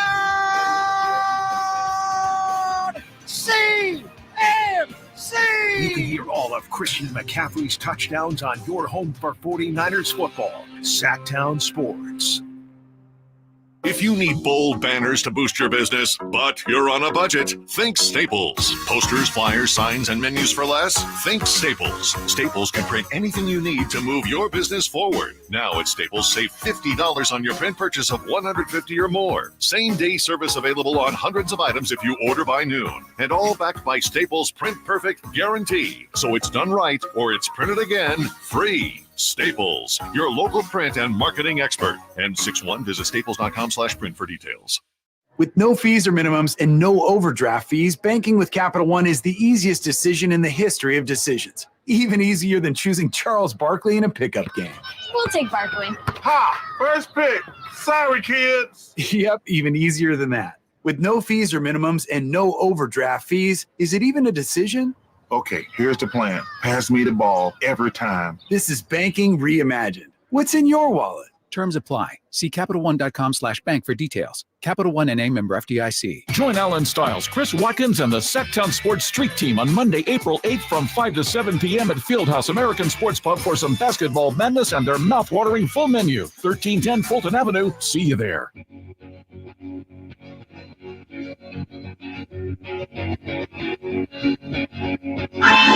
Sactown Sports. Call or text at 916-339-1140.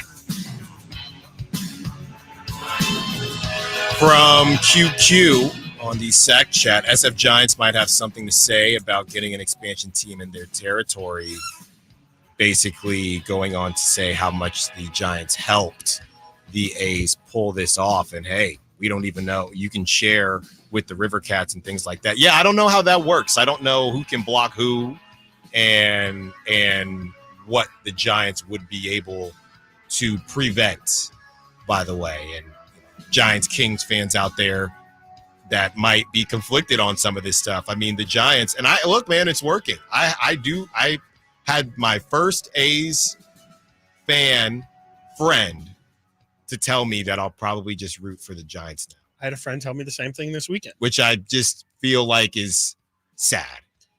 Yeah, because it's just like it feels like just something that you just wouldn't expect that's how down bad they are in an incredibly sad way. Like, I mean, they're besides themselves, and those are the options that they're presented with is either, hey, I don't want to say sell your soul because it's not that serious, but at the same time, like, part of your identity of being an A's fan is everybody assuming you're a Giants fan and having to say, no, I'm an A's fan. Right. And people saying, well, why would you do that? They haven't won in X amount of years. It's not the popular team to do. And so for an A's fan to resign that and, again, have it be a part of who you were previously, it's almost like, in a way, I don't think it's as serious, but it's Kings fans becoming Warrior fans. I think it's like Giants fans conceding and becoming Dodger fans if they move. Like, I do think it's close to being that serious for these guys. I think the Astros would probably be the biggest hurdle for them, but I don't think that A's fans becoming Giants fans is that far off of any of those complete polar opposite fan bases. It's tough, man. Yeah. It's tough. You know, it's either that or nothing. Well, I have And a that's friend why who's a it's Cubs tough. fan now. Just But randomly. like, you know, and that's a fine decision, but like ultimately he goes from being able to have his team in his backyard or whatever, an hour away from being able to watch it, to maybe once a year they'll come play the Giants at Oracle. And if I feel like it, I'll be able to see it. But like, it goes from, you have 81 games of availability to 4, maybe like, and that's huge. Like that is a big shift from somebody who maybe goes to 8 to 10 baseball games a year. I don't know if those people still exist out there casually, but you know, that's a really, really big change in going from, I support this team on a daily basis, to, yeah, it's kind of out of sight, out of mind. And if they're in town, maybe I'll make time for it. Speaking of the A's on the field, they win their first series against a red-hot Tigers team. Wow. Taking 2 out of 3. And as we that. mentioned, That's your team, Sacramento. That's right. Get That's ready. right. You know, you got to keep up, so you know what's going to happen and That's what right. you got to look forward to. Can we please not? I'd rather not. Next season. That's just is what it is. Chris, there's been something else that's going around, and this is from Jason Burke from Sports Illustrated. Okay. And basically it all started, and again, these are all conspiracy theories, but it all started with the fact that with this move to Sacramento, it feels like the Vegas stuff has gotten a lot quieter, right? And we just saw something. There was a poll that came out that Vegas legislation, a lot of them don't agree with the move, right? So this writer, Jason Burke from Sports Illustrated, he's kind of taking things and going to the next level. And now people have conspiracy theories about Fisher not being interested in paying for a ballpark, and he might be putting this thing up for sale, which would be Vivek maybe reading the tea leaves, if you will. So this is what Jason goes on to say. I've been trying to do some quick math with the ballpark project this entire time, and each time I get more confused by Fisher's actions. The current valuation of the A's, based on Forbes, is $1.2 billion. There have been estimates that with a new ballpark, the team could be worth between $2 and $2.5 billion. So if Fisher isn't able to get local investors at the valuation he wants them at, then he'd have to pay for nearly the entire project himself. Good luck. The ballpark is estimated at $1.5 billion, with $380 million from Nevada and $200 million in debt financing. That leaves nearly $1 billion to be paid from Fisher's family or his own pockets, and that's before any project overruns. So if he pays $1 billion to increase the value of the team by $1 billion, then he's not really making much there, is he? No. A lot of this depends on the valuation of the franchise when the project is over and what it ends up costing in full. But generally, there isn't a huge profit to be made here, which could have him second guessing this whole ballpark thing. Are you trying to tell me that he didn't think this through? Are you trying to tell me that maybe this process has been a little bit rushed and all the T's haven't been crossed and I's haven't been dotted and all that stuff? That's what it sounds like. Well, I mean, first off, that's not super surprising to hear that things maybe not as tied up as what maybe they want us to believe. But no, I mean, that makes a ton of sense. Like, and I think Fisher is probably going to, and that's going to be interesting too, is like, is he going to sell, you know, a portion of his percentage of ownership?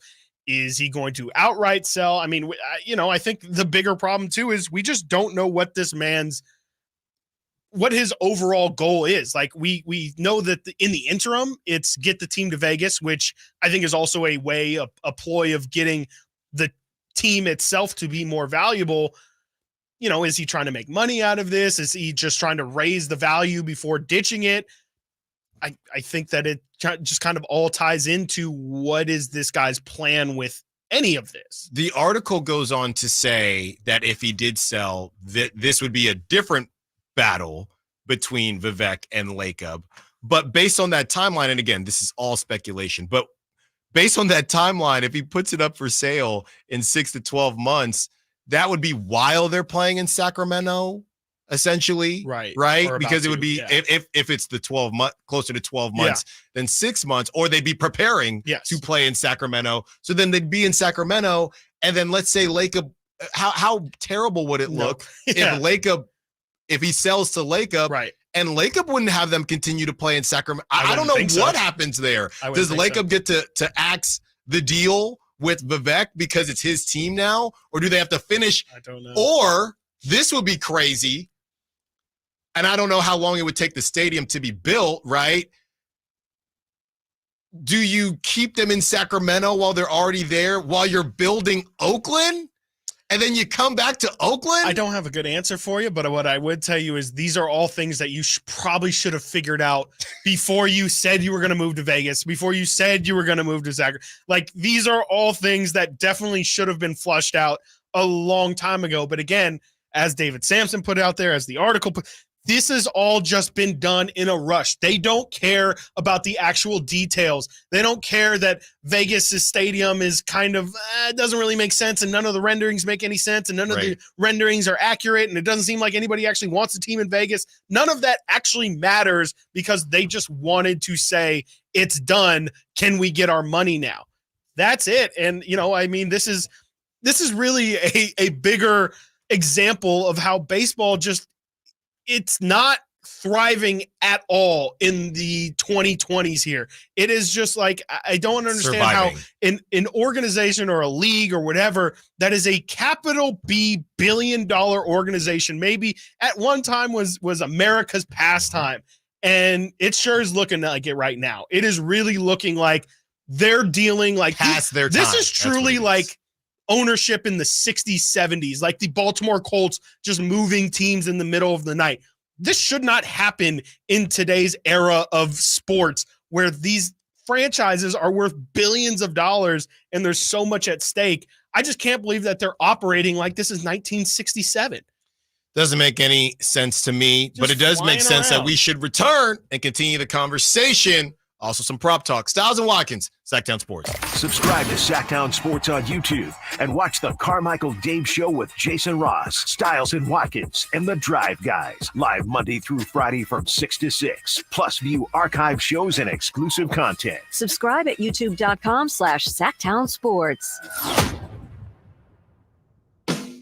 I'm Ken Korak with our first Green and Gold report for 2024, brought to you by Xfinity 10G, the network made for streaming. Well, for the A's to turn around their fortunes this year, they'll have to play better defense than they've shown early in the season. Now, bright spots on the mound. Paul Blackburn went 7 in the last game of the Cleveland series, 3 hits and no runs. And then Kyle Muller in the first game against the Red Sox comes out of the bullpen, 5 1/3, 1 hit, and 6 strikeouts.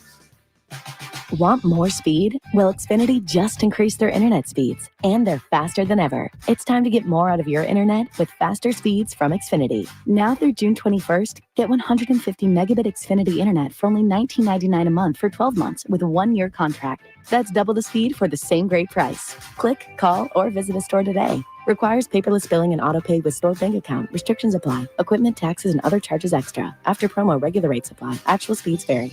Maida Chevy saves you $10,000 off MSRP on every new 2024 half-ton Silverado, LT, RST, and LTZ in stock after rebate. Over 50 to choose from. Exclusive all in-stock pricing at MaidaChevy.com. Together, let's drive. See deal for details. Ends 4/30/24. Kevin Lewis of National Garage Door. Whether you need to repair a broken spring, install a new opener, or buy a quality Rainer door, National Garage Door is here for you. Call us today to see how we can transform your house with a new garage door. 638-4554 National Garage Door. It's a myth to think you don't play golf well enough to get fitted for golf clubs. The professionals at the Hagen Oaks Player Performance Studio would argue that playing the game with golf clubs properly fitted to your body and swing characteristics is the best way to improve your game and have more fun on the golf course. With a professional staff of fitters, all the major brands of equipment, and cutting-edge technology featuring TrackMan, the indoor-outdoor Hagen Oaks Player Performance Studio is worth a look. See for yourself. Fulton Avenue at the Cap City Freeway. Schedule your fitting at 916-808-2531. 808-2531. If you've got weak Wi-Fi, it's time to rethink your internet provider. Fidium Fiber's dedicated connection offers tons of bandwidth, and whole home Wi-Fi lets you seamlessly connect all your devices all at the same time. Visit fidiumfiber.com today. Guys, your testosterone level impacts your energy, drive, weight, hair loss, and even ED. Revive Men's Health Sacramento will check your T level for free. For your free T level check, exam, and consultation, call 916-277-8599 or visit revivemenshealth.com. Be listening to Sactown Sports each Friday morning for the Rivercats Weekend Report with team updates and everything you'll want to know about the next exciting Rivercats homestand. Let's go, Rivercats! Country in the Park is back May 17th and 18th at Cal Expo with Brantley Gilbert, Dustin Lynch, Jay Cohen, Walker Hayes, and more. Tickets start at just $46. Country in the Park, May 17th and 18th at Cal Expo. For more information, visit CITPFest.com. Brought to you by Fidium Fiber, Dawson Oil Company, and Good Guys Heating and Cooling. Seems like all this artificial intelligence stuff stirs up the age-old debate of man versus machine. Hi, it's Dan from the Good Feet store, and let me ask you, would you let a robot cut your hair? Would you rely on an app to teach a kid to ride a two-wheeler? Let's face it, some things require the human touch. People come to us seeking a solution to foot, leg, and back pain after trying all kinds of things recommended by in-store machines or website blurbs. An impersonal, generic approach to solving a problem that's unique to you. No wonder they usually don't work. At the Good Feet store, you'll meet with an arch support specialist who will take the time to learn about your needs, your feet, your lifestyle, and then fit you from over 300 models and sizes of arch supports, designed for pain relief, better balance, and more comfort. See what we can do for you with a free fitting. Just stop in or schedule an appointment. With over 200 stores, there's likely one near you. Find yours at goodfeet.com. Taste on a whole new level at Sky River Casino in Elk Grove. Enjoy the height of hospitality, whether you're craving an upscale steakhouse, authentic Chinese hot pot and dim sum, or having a refreshing beverage while watching the game. Visit skyriver.com today. Gambling problem? Call 1-800-GAMBLER. Spring savings continue at Folsom Lake Kia. Low payments, special offers, zero down deals on approval of credit. Shop your trusted Kia dealership for over 25 years and tell them DC sent you. FolsomLakeKia.com.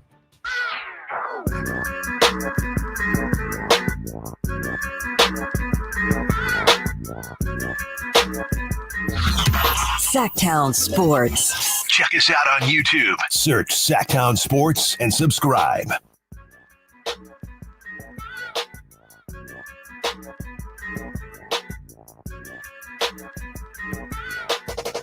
All right. It's time. This is fully loaded as well.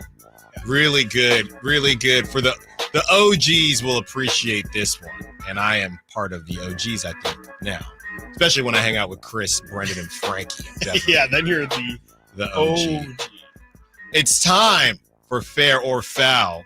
Before we get into some Fair or Foul, again, Fieldhouse American Sports Pub, 5 to 7. Come kick it with your boys. The VIPs that are already locked up, happy that you won, and we will see you out there enjoying some bites, enjoying some basketball, okay? So everybody else, you make it as well, playing some shuffleboard, bunch of TVs, no NBA today. Nope. So you got to watch some college basketball. All TVs will be locked in. So why not do it while stuffing your face with some wings, buffalo, lemon pepper, maybe do a combo. I don't know if they do. There you go. Fair or foul. Let's start with number one. Yeah. J. Cole. Jermaine. And I'll try to abbreviate this as much as possible. So as far as rap beefs are concerned, this isn't the days of Biggie and Tupac, but there was a big three that J. Cole mentioned on a song with Drake. Yep. And he mentioned himself, Kendrick Lamar, and Drake. Kendrick Lamar, who hasn't really dropped too much music lately, pops up on a song with Future and says, bleep the big three, it's just Big Me.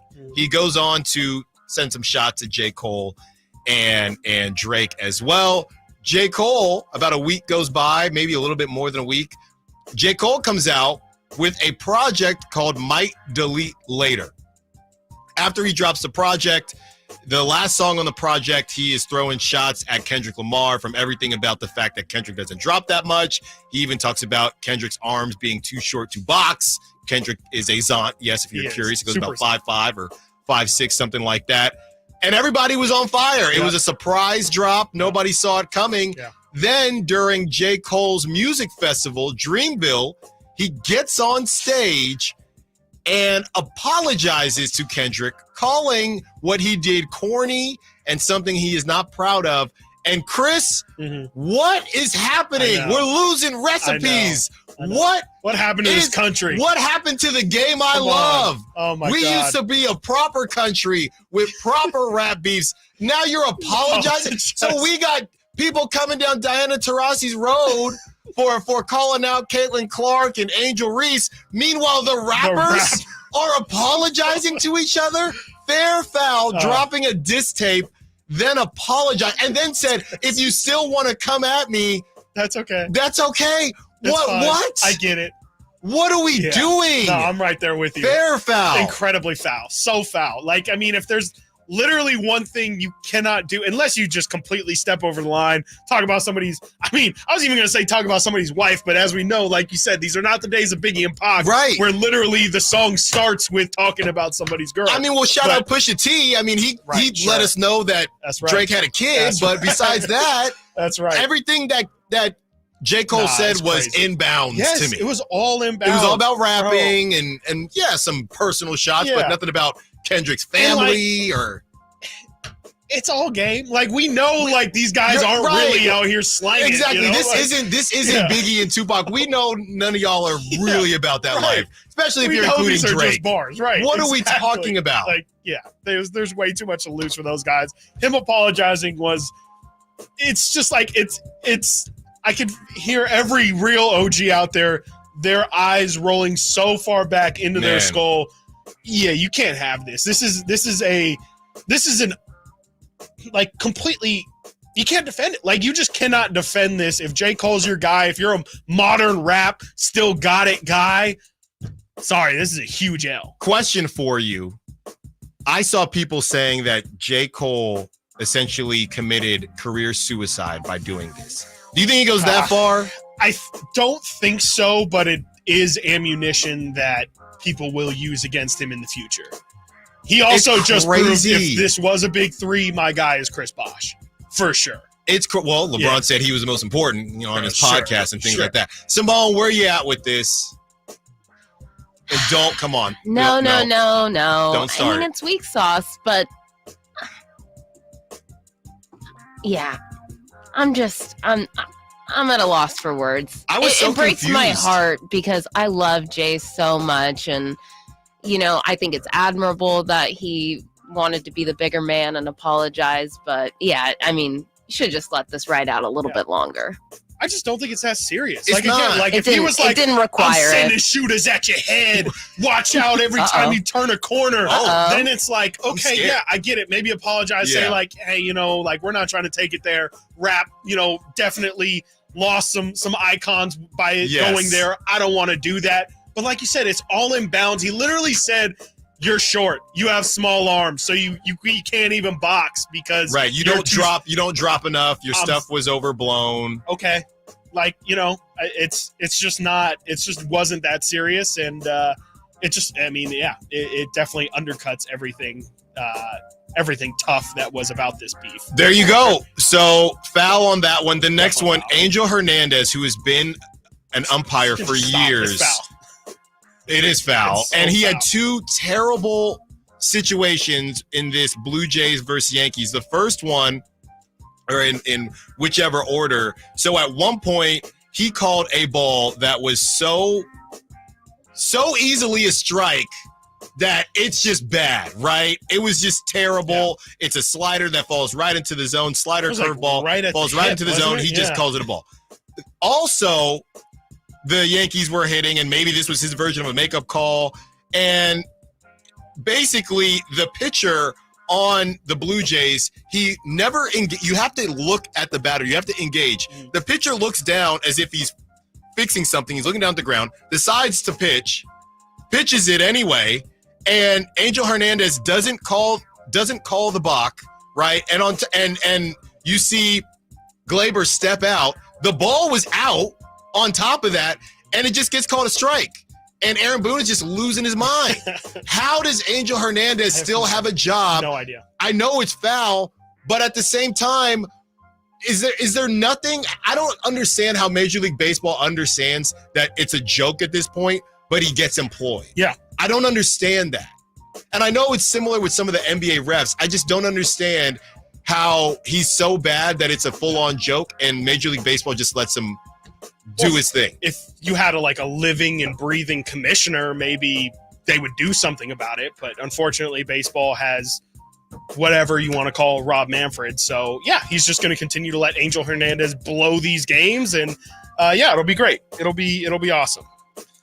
Terrible. And the last one, somebody posted that they were waiting a long time for Lauryn Hill, who is notorious at this, right? Notorious at not showing up to concerts, showing up late. Yeah, so straight no-show. Yeah, so Chris, you wanted to kind of frame this as far as Lauryn Hill or just artists in general? I think it's a nuanced conversation of, so this person ended up waiting 2 hours. I believe this is at an HBCU. Lauryn Hill was going to do a tour of the HBCU campuses. And he tweets out, it starts at 8:30, the concert does. It's 8:55, keep y'all posted. And then it's just a thread of DJ just came out. DJ said Miss Lauryn Hill's right behind the stage. When do we think she, and it's like 2 hours of updates of, are y'all ready? Okay, I'm hearing she's getting ready. Are y'all ready? That's terrible. And it's hey, y'all not pumped up enough. It's like a Vegas trope of hey, yeah, J. Cole's going to be there at 1 o'clock or at midnight. They never show up until 3 a.m. That's almost like a given. But if you're going to a concert and somebody is 2 hours late, that's foul. You can't do that. But then also, this is Miss Lauryn Hill, and she's not out there. It's very rare for her. Even if there's a scheduled show, it's not a guarantee she's going to show up. My question is this okay because you're Lauryn Hill? You know what you're getting into. And who are in that group of artists where it's even speaking for myself, if Frank Ocean's there, that man can make me wait until 1 a.m. I'm not leaving until I hear Frank's But she didn't show up, did she? She did. She eventually showed up at 10:30, so 2 hours after the initial start time of the show. If you didn't show up at all, obviously that's foul. Right. But late, that's just kind of what it is. 8:30 is an early start for a concert anyway, it feels like to me. Probably. So I don't know if I've ever seen a headliner before 9. That's a good point. So I don't know. Maybe could this person be looking for some clout? Left out that there was an opener. Who knows? But if you show up, that ain't that bad. I told you, and I don't know if this is different because it's a music festival, but you go to see certain artists at music festivals and they'll just no-show. No-show, right. They'll just no-show. All right, quickly, prop talk. Before we get into some cross talk, Chris, I think I'm going with, I know where you're going, and I know we don't all want to pick the same person, but I'm going to go with Donovan Clingan, and I'm going to go with his rebounds, okay? That's pretty much it. What's that number? I don't even know if they're offering. I also want to hear props about our night, for example. I'm taking the over on me getting 8 daps tonight. Wow. That's a lot. That's a lot of daps. I think I'll be able to hit it, though. Now I'm going to not dap you just specifically. I'm taking the under. Simone. 8's a lot. You're going to need a lot of audience participation. 8 daps, but Simone, let it be known. We got the basketball side of things, we'll too. We'll leave it at 8. There you go. It can push. Also, since we're in here really quick, get me down I'll take the over on Mr. Newton getting his 5.5 assists, please. There you go. There you go. I'm going Donovan Clingan, who is the other big man. He's 7'2". It's going to be a battle of the big men in this game. I'm going with 7.5 rebounds over. What about you? I cannot believe that's. I can't believe that either. Yeah, not on the perimeter too much. Do you have any fun props you want to throw in like Simone did? Simone did. Yeah. I will say. Well, I'm going to eat the over. Okay. Oh yeah, for me. Yeah. Oh, that's light work. That's light work. But I am going to try to when I go, I act like Gordon Ramsay. I'm going to try multiple things on the menu. I like to act like I'm a big deal. Tapas. Oh boy. Over under 2.5 photos taken. Of your food? No, of people with me. Or photos in general. The under, please. The under. Wow. Hey, everybody, make sure I hit. Photos. That's messed up. You said 2.5? 2.5. Oh my gosh. You'll have one. You'll have one. This is my first outing in Sacramento. Non-station ones, like not like our street teams. Like, hey, Alan, pose. Yeah, no. People saying, hey, Alan, would love to take a picture with you. Yes. Okay. It has to be a requested That's photo. light work. And put the demon at 4.5. Put the demon at 4.5, and the goblins at 1.5. There you go, Chris. I'm gonna go with my prop is Zach Edey. Under 24 points. That just feels like way too much. I know they're going to rely on him a lot, but I just think Clean is a legitimate other big. That he has not had to face. Yeah, he has not had to face somebody who's actually 7 feet as well. And, it'll be an interesting night for Zach Edey as there's a lot of talk about what he's going to be as a pro, if he even is a pro. And I think his performance tonight against another 7-footer will go a long way in whatever his evaluation is going to be. So I'm going to take the under on Zach Edey. And then as a fun one, let's see here. I don't know what I'll go. Man, I don't know what to take. Can I shuffleboard record? Oh yeah. Actually, I'm 0.5 losses. There you go. In shuffleboard. Definite smashing the under. Crosstalk when we get back. Stiles and Watkins, Sactown Sports. For the ones who work hard to ensure their crew can always go the extra mile, and the ones who get in early so everyone can go home on time, there's Grainger, offering professional-grade supplies backed by product experts so you can quickly and easily find what you need. Plus, you can count on access to a committed team ready to go the extra mile for you. Call, click Grainger.com, or just stop by. Grainger, for the ones who get it done. eBay Motors is here for the ride. Go ahead, feel your engine. Admire that perfectly installed exhaust. Your vehicle's moving along this freeway like it was made from fresh installs and a whole lot of love. With eBay Motors, you get over 122 million parts to keep it running. And with eBay Guaranteed Fit, they'll be the perfect fit every time. Plus, at these prices, well, we're burning rubber, not cash. Keep your ride or die alive at ebaymotors.com. Eligible items only. Exclusions apply. Hey there. Wanted to take a moment of your time so I could talk to you about insecurity. I could talk to you about confidence. I could talk to you about girth. Yeah, what? Girth? Yeah, okay. Let me tell you about the Upsize Clinic at upsizematters.com. My good friend, Dr. Jack, and his friend, Dr. Pash in San Francisco, have a safe, effective, long-lasting doctor-performed procedure. It's non-surgical, virtually pain-free. Now listen, girth is consistently ranked as the most important attribute.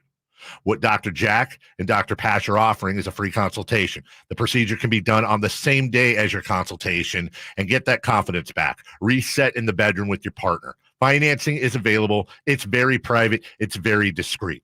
Available in Roseville with Dr. Jack and San Francisco with Dr. Pash at upsizematters.com. That's upsizematters.com. Hi, everyone. It's Emran Pilati, host of the True Sports Card Show here on Sactown Sports 1140 every Saturday at 10 a.m. Would you like a chance to meet Ricky Henderson, Dennis Rodman, Johnny Manziel, Randy Johnson, Frank Thomas, Vlad Guerrero Sr., Dave Stewart, and our favorite Malik Monk, and meet over 90 sports card dealers all in one weekend? This is your chance to do it on May 17th through the 19th at the Roseville Fairgrounds at the Sacramento Autograph Expo. You can get all the information about the show on our website at sacautograph.expo.com. That's sacautograph.expo.com. It's time to trade in and trade up at Northern California's #1 Honda dealer, Stockton Honda. Whether you're shopping new or pre-owned, Stockton Honda has the selection and savings. Plus, get top dollar for your trade. Come in today or go to StocktonHonda.com. It's all a click away. Anytime, anywhere, it's all here. StocktonHonda.com. #1 claims based on 2023 total new and Honda certified pre-owned vehicle car sales from American Honda Motor Company sold on report. Increase leads and get more customers. We create tailored digital marketing strategies that deliver results. On your next campaign, aim higher. Go to aimyourdigital.com and get started today. aimyourdigital.com.